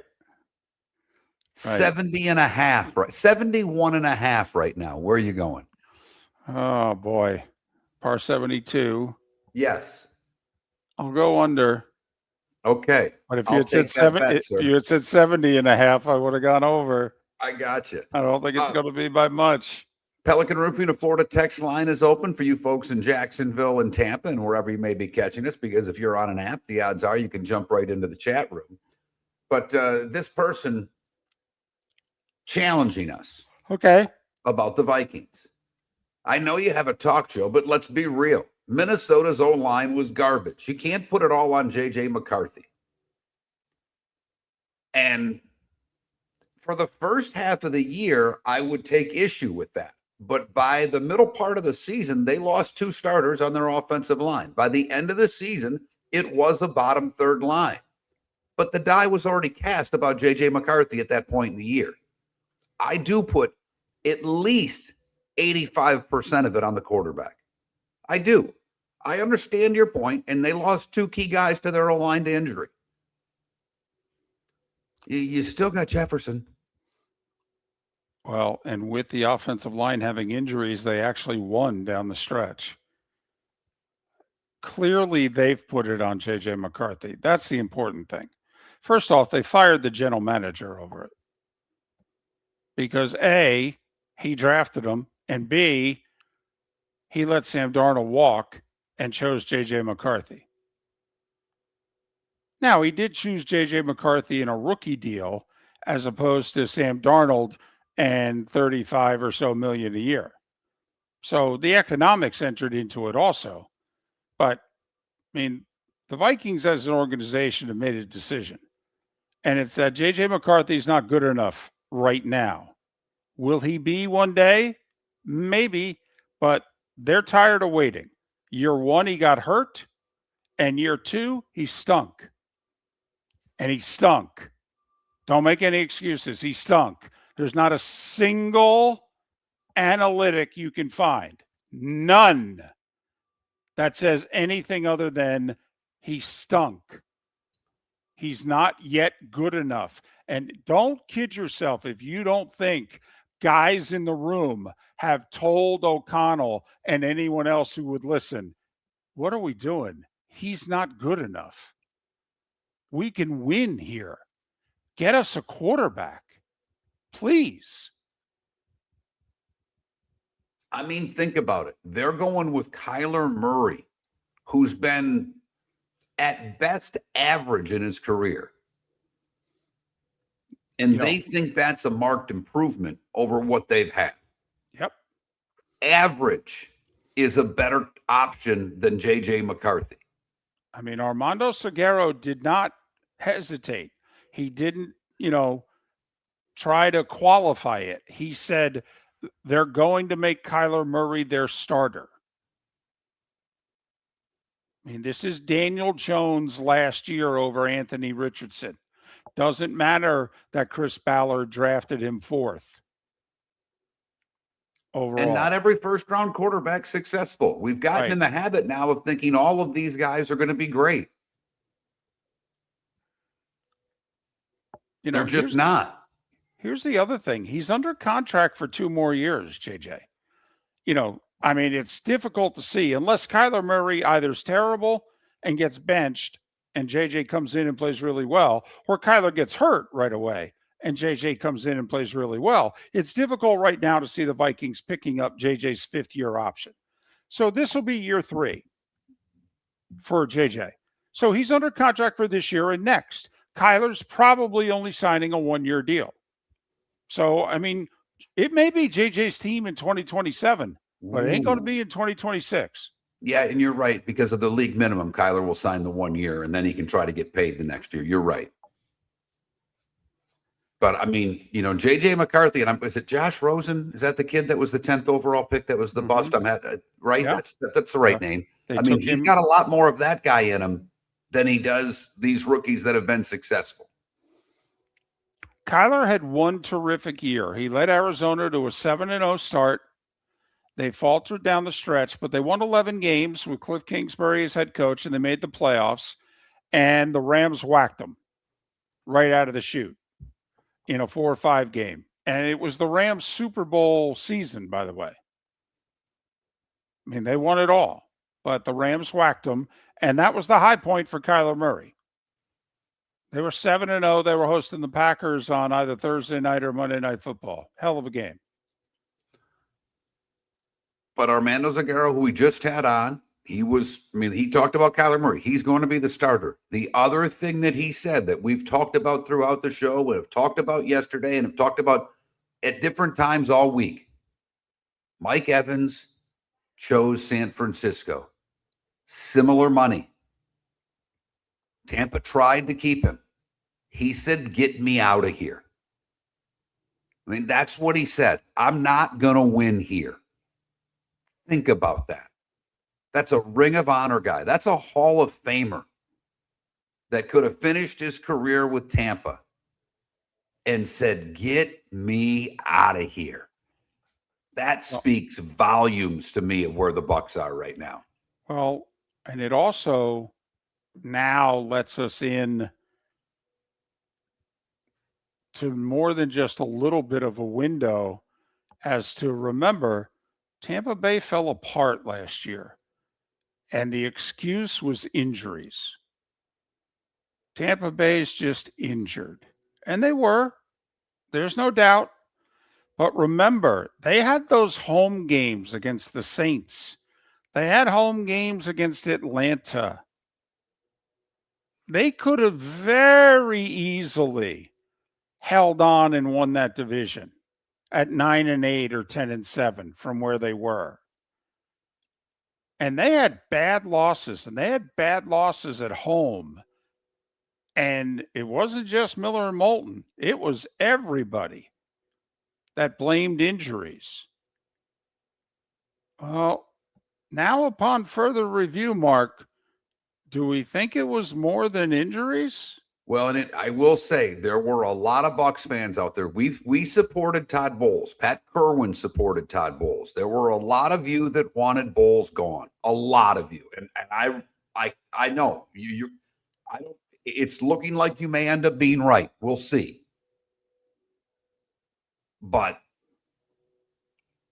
Roy Cummings, who's our Bucks insider, he and I have gotten as after it as you can get with one another. Because how do you really argue with Roy? I mean, he's one of the 5 nicest guys we've ever had on the damn show. He sticks up for Jason Light. I have challenged him on that. And he makes great arguments in defending the Bucks GM. But they went after Hassan Reddick. It was a bust. Here we are, not even a week into free agency. Every edge rusher that's out there has gone somewhere else. It's obvious what the Bucks need. They still don't have it. And as you pointed out yesterday, David, okay, they could draft one, but are you really counting on a rookie to be a 10-sack guy? That's a tough ask. It's a big ask. Particularly where they're picking, because they're not going to get one of the 3 best edge guys at 15. They're just not. Now, do 3 teams miss and they end up getting the diamond in the rough? It's possible, but unlikely. Right. Remember the Falcons traded back into the first round, took the pass rusher from Georgia. He produced 10.5 sacks before he then committed 5 felonies. But, it's not something you can count on. Where are they drafting? 15th? 15th. I mean, they got to move into the top 10 to get a top 3 edge guy, I think. Now, there are teams willing to trade down to 15. There are definitely teams. You mentioned your team, the Giants. I've mentioned the Chiefs, I think, would. So, Chiefs yes. Right. Giants are what, 5? Chiefs 9.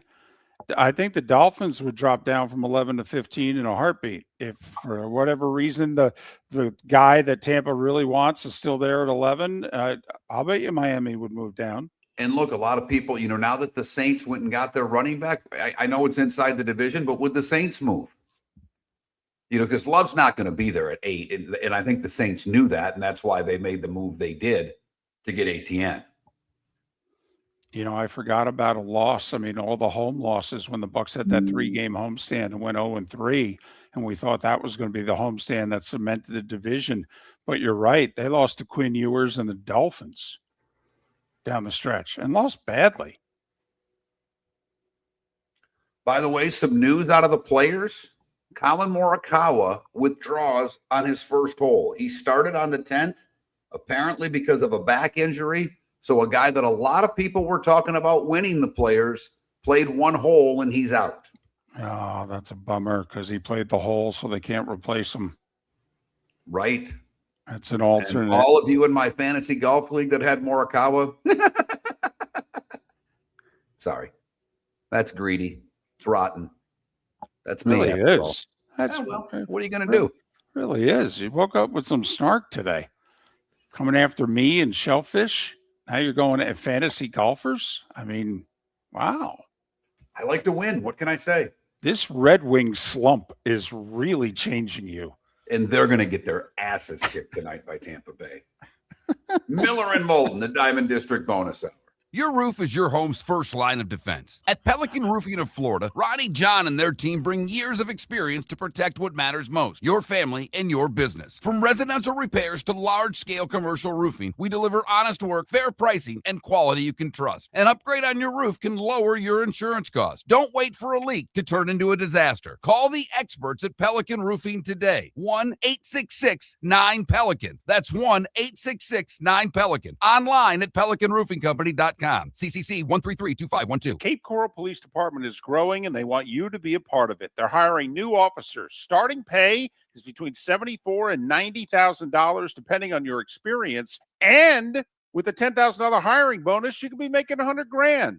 Enjoy paid holidays, off-duty details, plenty of OT opportunities. They're also hiring dispatchers and professional staff. So go to capecops.com. capecops.com. Be brave, be best. Be Cape. American Paint Supplies, for nearly 30 years, is your one-stop shop for all your coating needs. If you are a designer, a contractor, a professional painter, or a weekend warrior, American Paint Supplies is the place where experts go to get expert solutions. At 6100 Shirley Street in Naples off of Pine Ridge, American Paint Supplies delivers the best solutions with the best products with the best support. Meet Gene and his team today at American Paint Supplies. Call 239-566-2700. That's 566-2700 or online at AmericanPaintSupplies.net. Let's talk the big differences between Floormeisters and the big box store that sells flooring. Floormeisters is family owned. They do flooring, not doors, nuts and bolts, or weed killer.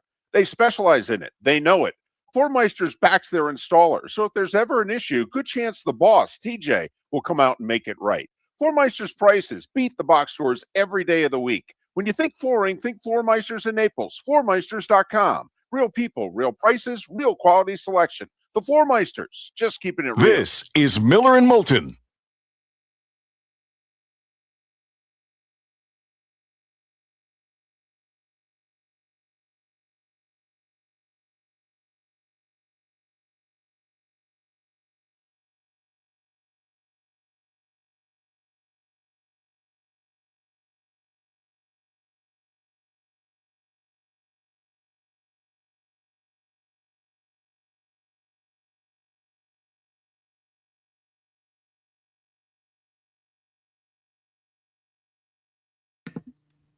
I mean, Barry, we really have to talk. I mean, I'm sorry here, but and Joseph, I know you're just trying to be funny, so I'm just going to ignore you. But Barry, I'm serious here. Snow crab, you're number one. I mean, that it's not even a top 5 crab. I mean, you're going to rank him, Stone, King, Dungy, Blue, and banging a hot girl that gave you crabs are better than snow crab. You can get rid of those.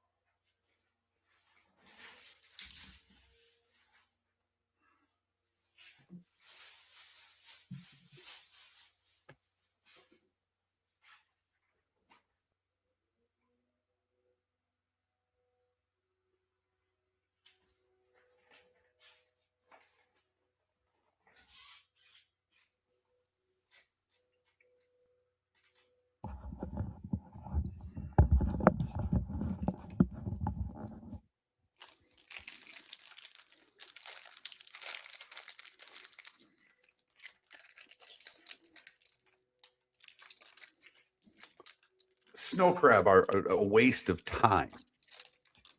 I'm sorry. They're just. You know what's funny? When I did them at Florida Cancer Specialist, I wasn't sedated at all. They just gave me a local and did it. Here they give me anesthesia. They knock me out, which I'm down for, except for I go out so fast, I don't even get that like 30-second buzz. I mean, I just go down. And they put that stuff in, because I've got the central line. They put it in there and I am out.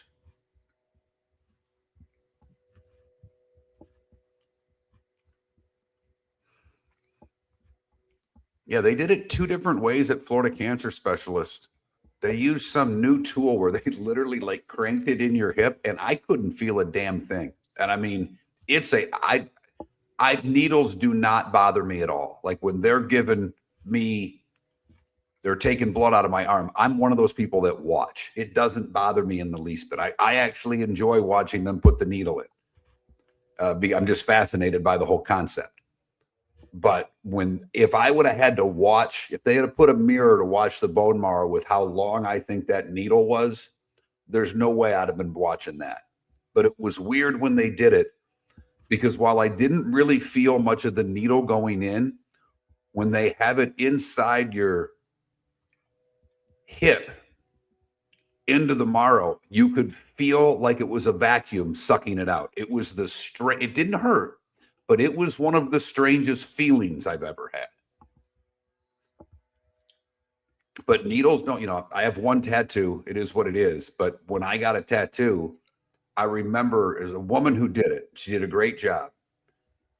And I was dating a girl who had a few tattoos. She was in there watching. And the owner of the tattoo shop came by and looked at me. He goes, "First one?" I went, "Yeah." He goes, "You'll be back." Because I was just standing there kind of watching her do it. And there was never pain. It never bothered me. Now, I had my own sedation for that because I was in Key West and it was a few beers.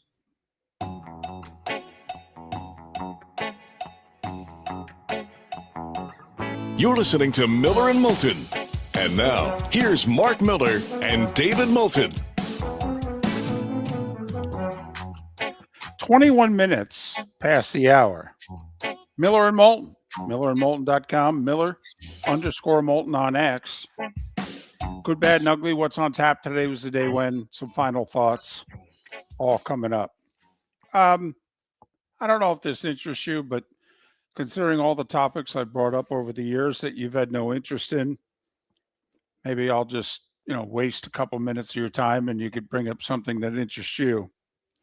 So now that the regular season is over in college basketball,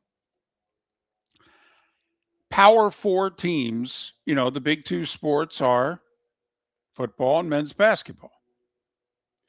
So they have figured out, Mark, the conference winning percentage.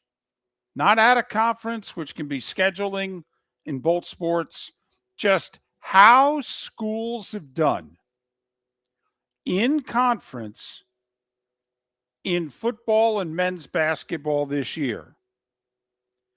Who's the winningest school in the country?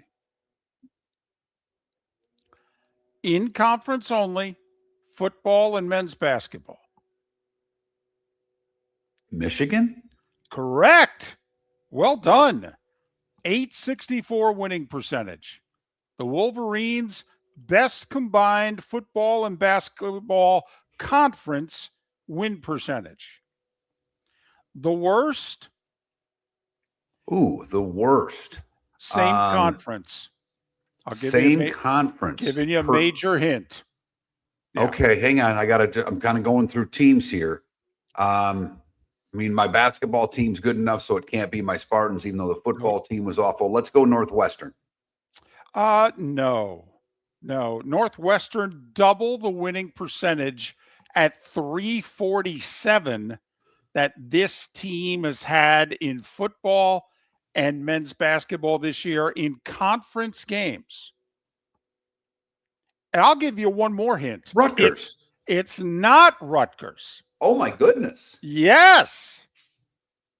Wow. Okay. I'm like, wait a minute. I just missed an obvious one. I'll give you another one. It's not Penn State, conference. Think about that. Right. I'm trying to think who's bad in both. And I'm struggling here because UCLA was pretty decent in basketball. Football was awful. USC also, average in both. Oregon obviously really good in football. I think their basketball team was a mess. Washington good in football. God dang, the Gophers?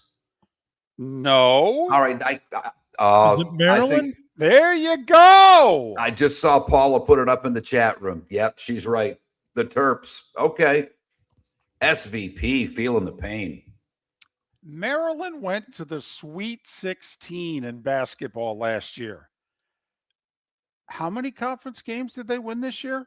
Was it 1? 2? Wow. That's it. This is Maryland basketball. They love their basketball. They're proud of their basketball. There's a lot of Maryland folks who are like, what are we doing in the Big Ten? I want to be back in the ACC. Worst winning percentage of all the Power 4 schools in conference in football and basketball. Worse than Oklahoma State, worse than South Carolina, worse than Boston College, worse than Mississippi State, worse than Syracuse.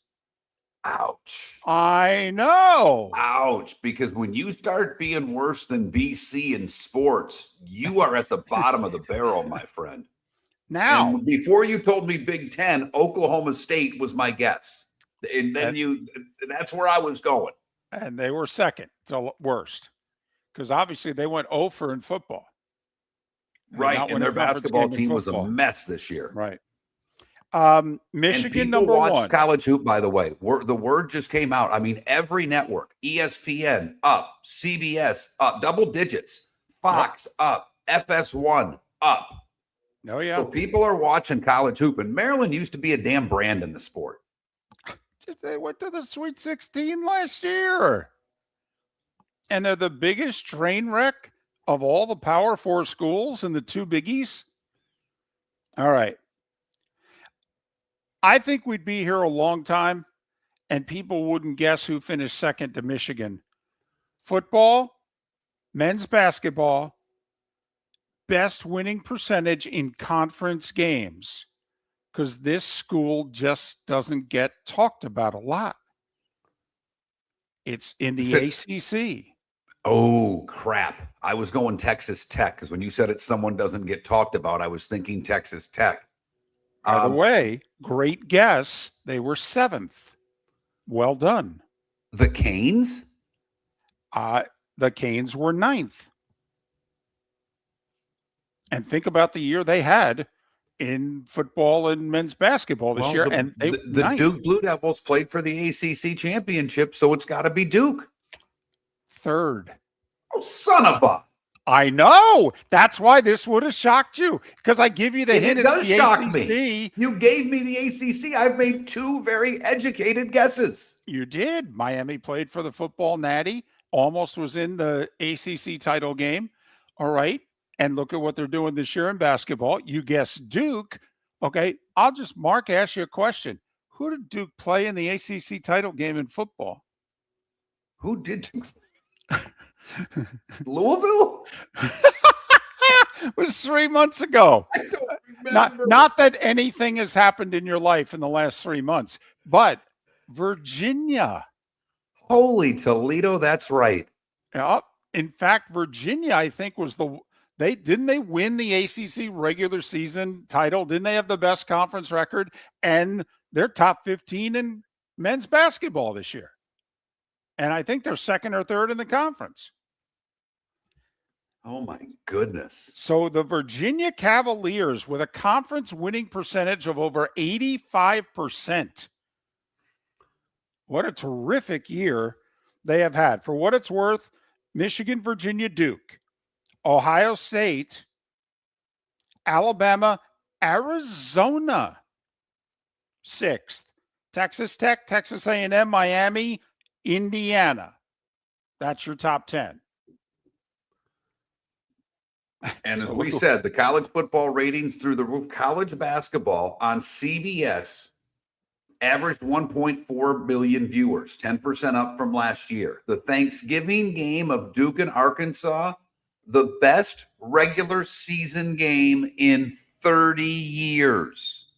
6.8 million people. Fox averaged 1.2 million, 38% up year to year. FS1 was up 25%, taking them to 234,000 a game. Yeah, But ESPN said it was the best year in 11 years.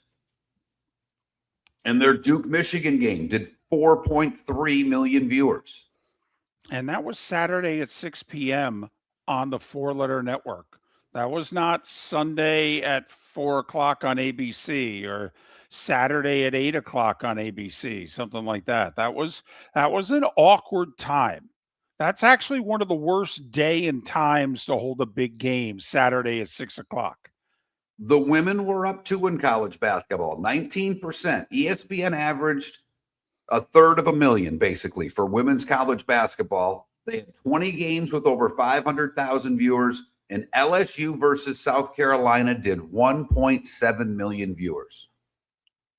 Yeah, the new ratings juggernaut is Dawn Staley in South Carolina. You look at their top games this year, almost all South Carolina.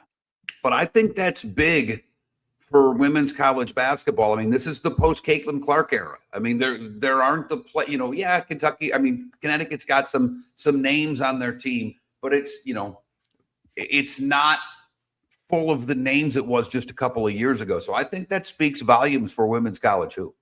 By the way, she played for Team USA in some qualifying something this week. Her first action since early in last year's season, and she looked like Caitlin Clark again. She played 19 minutes and tore it up. And she was arguing with the officials, so she's back. It was against Senegal or something like that? Yeah. Didn't hurt. Hey, you got to start somewhere. Yep. We watched the Dream Team do it. It's no reason Caitlin Clark can't beat up on bad teams. The good, the bad, and the uglies. Next. Your roof is your home's first line of defense. At Pelican Roofing of Florida, Ronnie John and their team bring years of experience to protect what matters most, your family and your business. From residential repairs to large-scale commercial roofing, we deliver honest work, fair pricing, and quality you can trust. An upgrade on your roof can lower your insurance costs. Don't wait for a leak to turn into a disaster. Call the experts at Pelican Roofing today. 1-866-9-PELICAN. That's 1-866-9-PELICAN. Online at pelicanroofingcompany.com. CCC 1332512. Let's talk the big differences between Floor Meisters and the big box store that sells flooring. Floor Meisters is family owned. They do flooring, not doors, nuts and bolts, or weed killer. They specialize in it. They know it. Floor Meisters backs their installer, so if there's ever an issue, good chance the boss, TJ, will come out and make it right. Floor Meisters prices beat the box stores every day of the week. When you think flooring, think Floor Meisters in Naples. FloorMeisters.com. Real people, real prices, real quality selection. The Floor Meisters, just keeping it real. American Paint Supplies, for nearly 30 years, is your one-stop shop for all your coating needs. If you are a designer, a contractor, a professional painter, or a weekend warrior, American Paint Supplies is the place where experts go to get expert solutions. At 6100 Shirley Street in Naples off of Pine Ridge, American Paint Supplies delivers the best solutions with the best products with the best support. Meet Gene and his team today at American Paint Supplies. Call 239-566-2700. That's 566-2700 or online at AmericanPaintSupplies.net. Mark Miller for Sleep Treatment Direct. They are helping me with sleep apnea. And by helping me, I mean curing me. No more CPAP machine. No more snoring. No more tossing. No more waking up exhausted. Their expert team got me the right treatment fast and hassle-free. If you want to feel energized and get rid of your snoring, call Sleep Treatment Direct today. 444-1741. That's 239-444-1741. Sleep Treatment Direct. Sleep safe and sound. This is Miller and Moulton.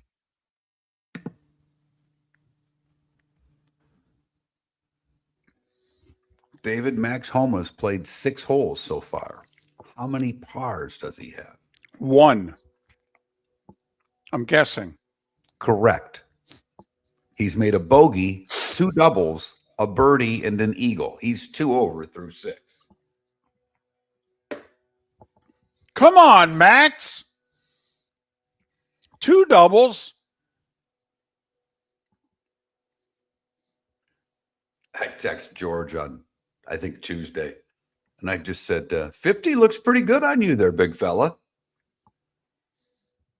He laughed.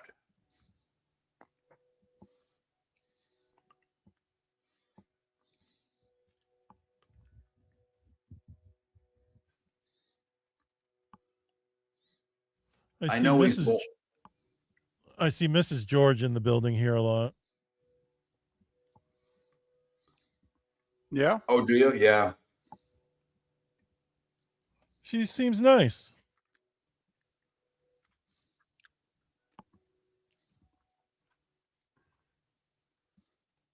She does days, right? Yeah.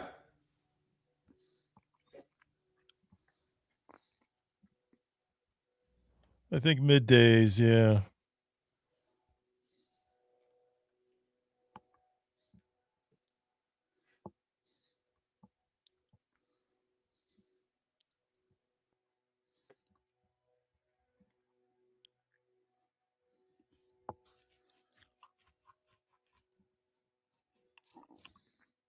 Holy Toledo. What a day I've got Tuesday. Do I really have 4 appointments on Tuesday? I'm going to get back just in time for the playing game. I was going to say that got to be done by 6:30, 6:40, the battle of 16s. It'll probably be more like 7 because I'll be getting 2 hours of magnesium would be my guess. That seems to be the norm, although I'm taking 9 pills a day just for that.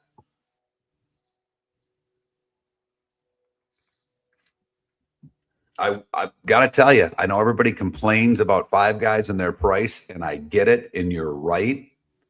But if you order anything online and you sign up for their little whatnot, I got a BOGO burger coupon in my email. I got out of there for 2 people yesterday. No drinks, 2 burgers and a fry for $20. Can't do that at McDonald's. Nope. Just saying, they want you online and they give offers to get there. That's the second one of those coupons I've got since I've signed up for their whatnot. And their milkshake's pretty good. It's not as good as your cookies and cream from Chick-fil-A. And there's not a Culver's within 10 miles of this place, which does bother me. Because I'll take the concrete mixer every day and twice on Sunday over the Chick-fil-A cookies and cream, but it is a good alternative. This Dave's Hot Chicken fascinates me. The food looks awful.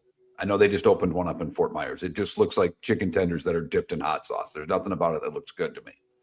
But they have a milkshake with an Oreo topper that I might just go in and pick up. Tough to go wrong with an They have a Oreo food topper. truck here that's got really high ratings, David, for these chicken sandwiches. I went the other day. I'm like, let's go try this place. Mm-hmm. The guy running the thing, I get out of the car. He looks at me and he says, sorry, can't do anything for 45 minutes. I got a catering order I'm doing. I mean, I get it. You get a lot more money from the catering order than my chicken sandwich. But I'm like, well, that really sucks. And I don't know if I'm coming back now.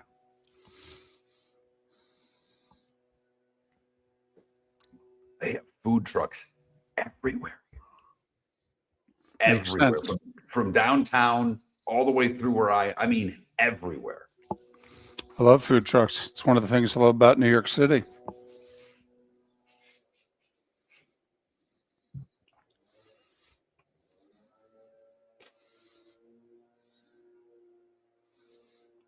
Don't know why that's popping on my screen, but I'll do that.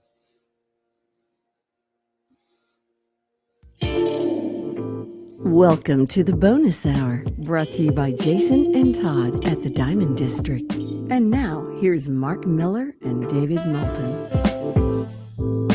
22 minutes till we're out of here. Pat Kerwin will be on the show tomorrow. Been an amazing week. A lot's gone on. Miller and Moulton, millerandmoulton.com, Miller_Moulton on X. I just learned a little trick on our computer here that plays the commercials. Because that little music I did runs a long time. I have a little fade button on there. I never knew that. Pretty happy.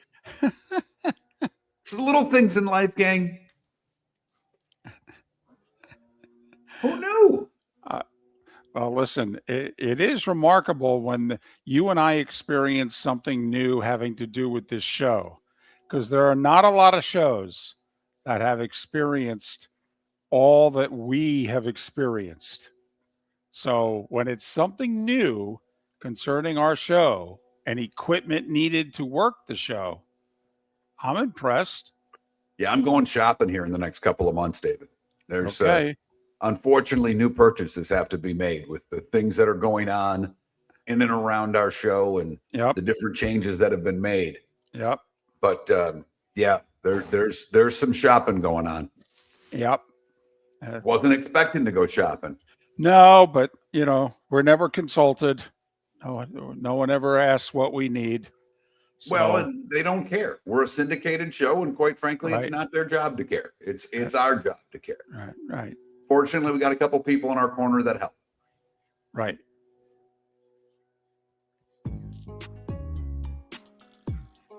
It's that time again, nearing the end, but not quite there yet. Here's Mark Miller with Today Was the Day When. We start in 1894 when the greatest soda of all time was sold in bottles for the first time. That soda is Coca-Cola. And it was sold in bottles for the first time in a candy store in Vicksburg, Mississippi. The Girl Scouts began today as the Girl Guides, formed by Juliet Jordan Lowe in Savannah, Georgia. FDR had his first fireside chat via radio as the U.S. president, speaking directly to 60 million listening Americans 8 days after his inauguration. The Cat in the Hat was published today in 1957. I want to have a little fun with Raj because Raj is our music guy. I'm a music nut. David's a music nut. We pale in comparison to Raj. Raj, Wooly Bully released today in 1965. Who sang Wooly Bully? I think you stumped me there, Mark, for once. All right, I did stump you, and that vacuum's going pretty good there in the studio, whatever the hell that is. No, that's it. I told you about it yesterday. That's the leaf blower. Oh, that's the leaf blower? Okay. Yeah. Sam Hold the on. Sham and the Pharaohs. I'll mute my mic. You can hear the difference. Holy I Toledo. never would have guessed that, Mark. All right. I only put it in because I loved the band name so much. Sam the Sham and the Pharaohs. Bobby Hall sets a record, scoring his 51st goal of the season today in 1966. I would put it in top 5 live albums of all time. I don't know if Raj would agree with me, but today in 1971 was the first of 2 days that ended up being the Allman Brothers Band live at the Fillmore East. That might be top 2 live albums in my book. Yeah, I was going to go top 3. I left a little out there. I'm with you. Europe 72, not bad either. Columbia Records releases Glass Houses today in 1980 by Billy Joel. It had his first #1 single, It's Still Rock and Roll to Me. Billy Joel was a big deal for about 10 years. A big deal. I know he played The Garden forever, but I mean, in pop radio, I like The Stranger the best of all Billy Joel albums. That was the one that didn't have the commercial appeal. Critical acclaim, not commercial appeal. And then all the hits just started coming for a decade. Larry Bird set a Celtic record today in 85, scoring 60. I forgot to look this up, so I'm going to lean on David. Today in 87, David Robinson's goes for 50 for Navy. Any idea who it was against? Oh, man. I know it wasn't in the region final because they played Duke. Cleveland State? Oh, I don't know. Like I said, I didn't look it up. That's on me. So that was, I think, the Sweet 16 matchup. It was Navy Cleveland State in the Sweet 16. Kevin Mackey with Cleveland State. Winner, I think, got Duke. Okay, and Cleveland State obviously made a couple of upsets to get there. Ice Age, released today in 2002. I put this on there. I don't even care about it, but I know many people did. The Hunger Games was released today in 2012. Today in 2019, dozens charged in the U.S. college admission scandal, including Felicity Huffman. Derailed a few careers. Yeah, it did. You know, it's funny. Bill Burr, who I think's hilarious, does a great bit on this. And he's like, none of those kids got kicked out of the schools they were at. They all see. So getting in apparently is the hard part, not staying in. And I remember had a hockey player who went to Harvard when I worked in the ECHL back in Nashville. He's like, Harvard's not that hard. He's like, getting in's really hard, but it's not as hard as you think it is. Today in 2020, both the NHL and the NCAA men's basketball tournament canceled because of COVID. You know, the NCAA made a mistake that year, in my opinion, in this way, because it was like 3 days before Selection Sunday. And I always felt that they should have announced, okay, this is what the field would have been. Because do you know that nobody gets credit for an NCAA appearance in 2020? Right. And there were a lot of schools that had seasons that, they don't normally have. Never mind the fact, there are coaches also who then get fired shortly thereafter. Like, I believe the current coach at FGCU, Penn State was getting a bid that year. They were. Okay. And Penn State hadn't gone to the tournament in a very long time. Okay. Well, if the NCAA had just said, hey, I understand upset's going to happen in the last 3 days, but listen, when the world was frozen, here was our field. Because remember, all the small conference teams, they had played just about all their conference tournaments. Not on the women's side, because the ASUN final hadn't happened yet. But you know what I'm getting at here. Right, because they were still playing the ASUN final as of like 2 days from now. They did not want to cancel that game. I thought it was going to be the biggest break of my career because the sports world was shuttered between Thursday and Friday. And as of Saturday afternoon, the women's final, the ASUN women's tournament was going to take place. As of Saturday morning was going to take place. And because it was FGCU and Liberty had private planes. So Liberty's like, hey, we're ready to go. Is this happening? Yes or no? And finally, the game got canceled. FGCU had 3,000 tickets sold. Okay, they were still selling tickets. They wanted the game to happen. Liberty wanted the game to happen. I think the conference finally came in and shut the darn thing down. And I'm thinking to myself, ESPN's lost all these basketball games. The women's finals usually on like ESPNU or ESPN Plus. The home announcer gets to do it. I was the play-by-play guy. I'm like, holy blank, I'm going to be on ESPN Sunday afternoon. Absolutely. And the other one, and I know we're on in Tampa and Jacksonville for the fourth hour, but I remember it wasn't just FGCU women. Our minor league hockey team in our original market, Fort Myers, the Everblades, Craig Brunch was adamant they were playing, I think, Friday or Saturday. He's like, well, because I think at that point, DeSantis hadn't shut the world down or the state down. And, then they finally canceled the players. And it was like, okay, I guess they're not going to play because I don't know if they could get their opponent in. But he was set on playing. And Ken Cavanaugh, who was the athletic director at FGCU, was set on playing. Yeah, they were going to play. And it was 3 years ago that Scotty Scheffler becomes the third golfer after Jack and Tiger to hold Masters and Players titles at the same time, winning by 5 over Tyrrell Hatton. Jack Kerouac, On the Road. Did you read On the Road? Yes. I didn't know. I mean, it's kind of a, beatnik hippie book that doesn't really scream Moulton. It screams Miller. I didn't say I was happy about it, but yes. Oh, okay. I read it for pleasure. No. Eddie Sutton and Ernie Zampese would have all celebrated birthdays today. Johnny Rutherford is 88. I thought this guy died, but I didn't have him as dead on my list. Sammy the Bull's 81. Liza Minnelli's 80. Mitt Romney, 79. James Taylor, 78. Could have been Hall of Famer Dale Murphy is 70. Matt Millen, who we talked about yesterday, 68. Darryl Strawberry, 64. And ESPN announcer Steve Levy is 61. What did I miss, David? By the way, remarkable with the health troubles that Darryl Strawberry and who's the gentleman you mentioned right before him that they've had, Matt Millen. Okay, awesome that they could celebrate these birthdays. Interesting day in 2003, Mark. First off, Elizabeth Smart was recovered today and her abductors arrested.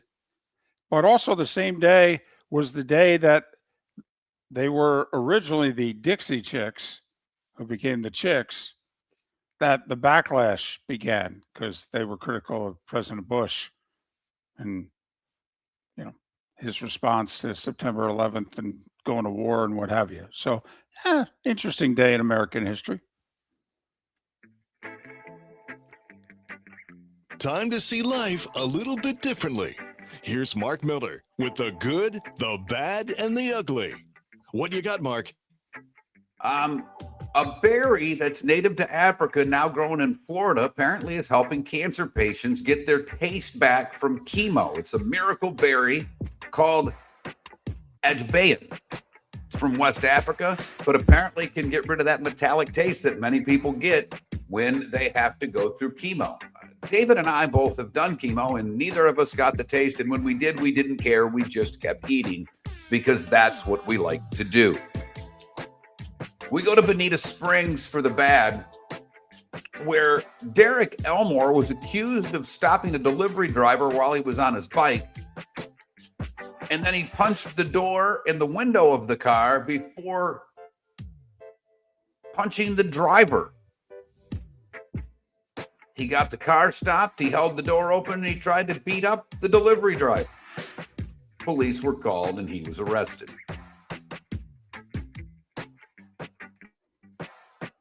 And it was Speed X. It wasn't even DoorDash. I mean, he wasn't even doing it for a milkshake, for crying out loud.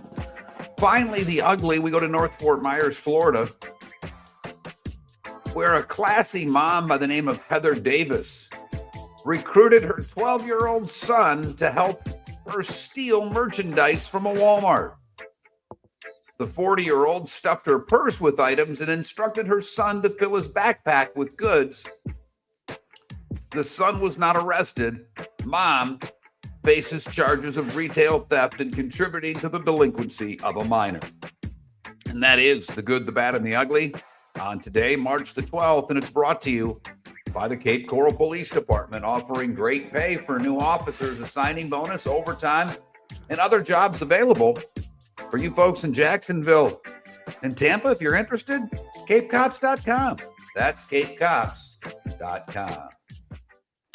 9 games in the NBA. Mark, your Pistons are part of the Amazon double dip.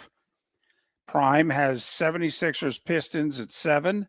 Celtics OKC at 9:30. It's not bad. By the way, Orlando and the Heat both home tonight. Both should win. Orlando hosting Washington. Miami hosting Milwaukee. NHL, 14 games. Tampa 5, Detroit 2. Lightning hosting the Wings. Panthers 5-2 hosting will be your Columbus. final. Boy, both teams need a win here badly. Yeah. I'd bet the house on Tampa. Detroit's soft as baby dew. Man, and you're in such a good mood. And if the Wings get spanked again, you're close to turning on them, aren't you? I can feel it. I can He feel didn't it. do enough at the deadline. He got one I guy know. they needed to score, and he didn't do it. I Enough know. with the damn prospects. Vincent Trocheck needed to be there. You know, Brisbois in Tampa, he wasn't afraid to trade picks and guys to get better. Yzerman didn't win a cup in Tampa. Remember that. He helped build that team, but he never won a cup in Tampa. College hoops. Canes hosting, well, not hosting. Canes in Louisville at 2:30. UCF in Arizona at 3. Florida State and Duke at 7. That's the in-state stuff. And more bubble teams trying to play their way in, but they're seemingly all playing their way out. By the way, the 50-point game that David Robinson scored was against Michigan. Wow. So a really bad opponent is what you're saying. Right. And no talent. Right. By the way, Justin Thomas off to a 3-under start. He's been playing horribly. So good to see JT off to a good start at the Players. Tomorrow, 6 a.m., we'll do it again. Mark Miller for Sleep Treatment Direct. They are helping me with sleep apnea. And by helping me, I mean curing me. No more CPAP machine. No more snoring. No more tossing. No more waking up exhausted. Their expert team got me the right treatment, fast and hassle-free. If you want to feel energized and get rid of your snoring, call Sleep Treatment Direct today. 444-1741. That's 239-444-1741. Sleep Treatment Direct. Sleep safe and sound. Let's talk the big differences between Floor Meisters and the big box store that sells flooring. Floor Meisters is family owned. They do flooring, not doors, nuts and bolts, or weed killer. They specialize in it. They know it.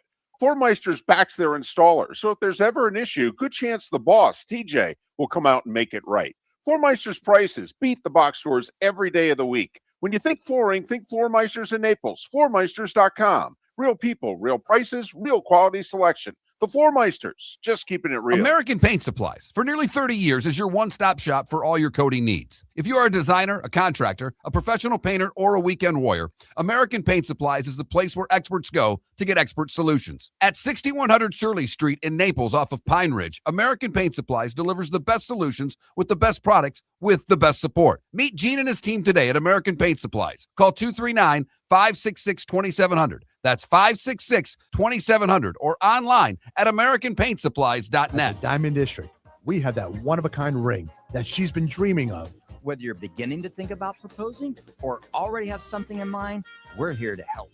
Our sales team listens, educates, and guides you to the perfect engagement ring so you don't have to feel intimidated. We guarantee that whatever you're looking for, you'll find it here. So when it's time to pop the big question, come visit us, Jason and Todd, at the Diamond District. At the Diamond District.